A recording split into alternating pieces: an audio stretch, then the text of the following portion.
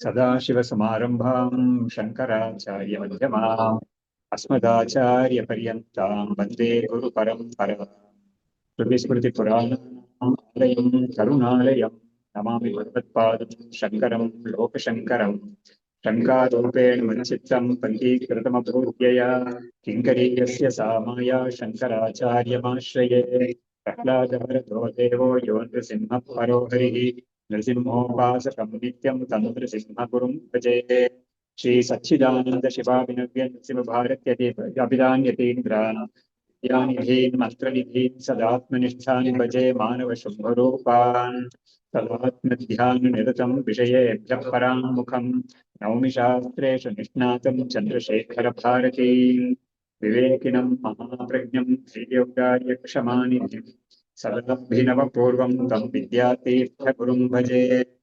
ज्ञानां जाह्नवीतीर्थं विद्यातीर्थं विवेकिनां सर्वेषां सुखदं तीर्थं भारतीतीर्थमाश्रये। विद्याधनीयसम्पन्नं वीतरागं विवेकिनं वन्दे वेदान्ततत्त्वज्ञं विदुषेखरभारतीं नमामि यामिनीनाथ लेखालङ्कृतकुन्तलां भवानीं भवसन्तापनिर्वापणसुधानदीं।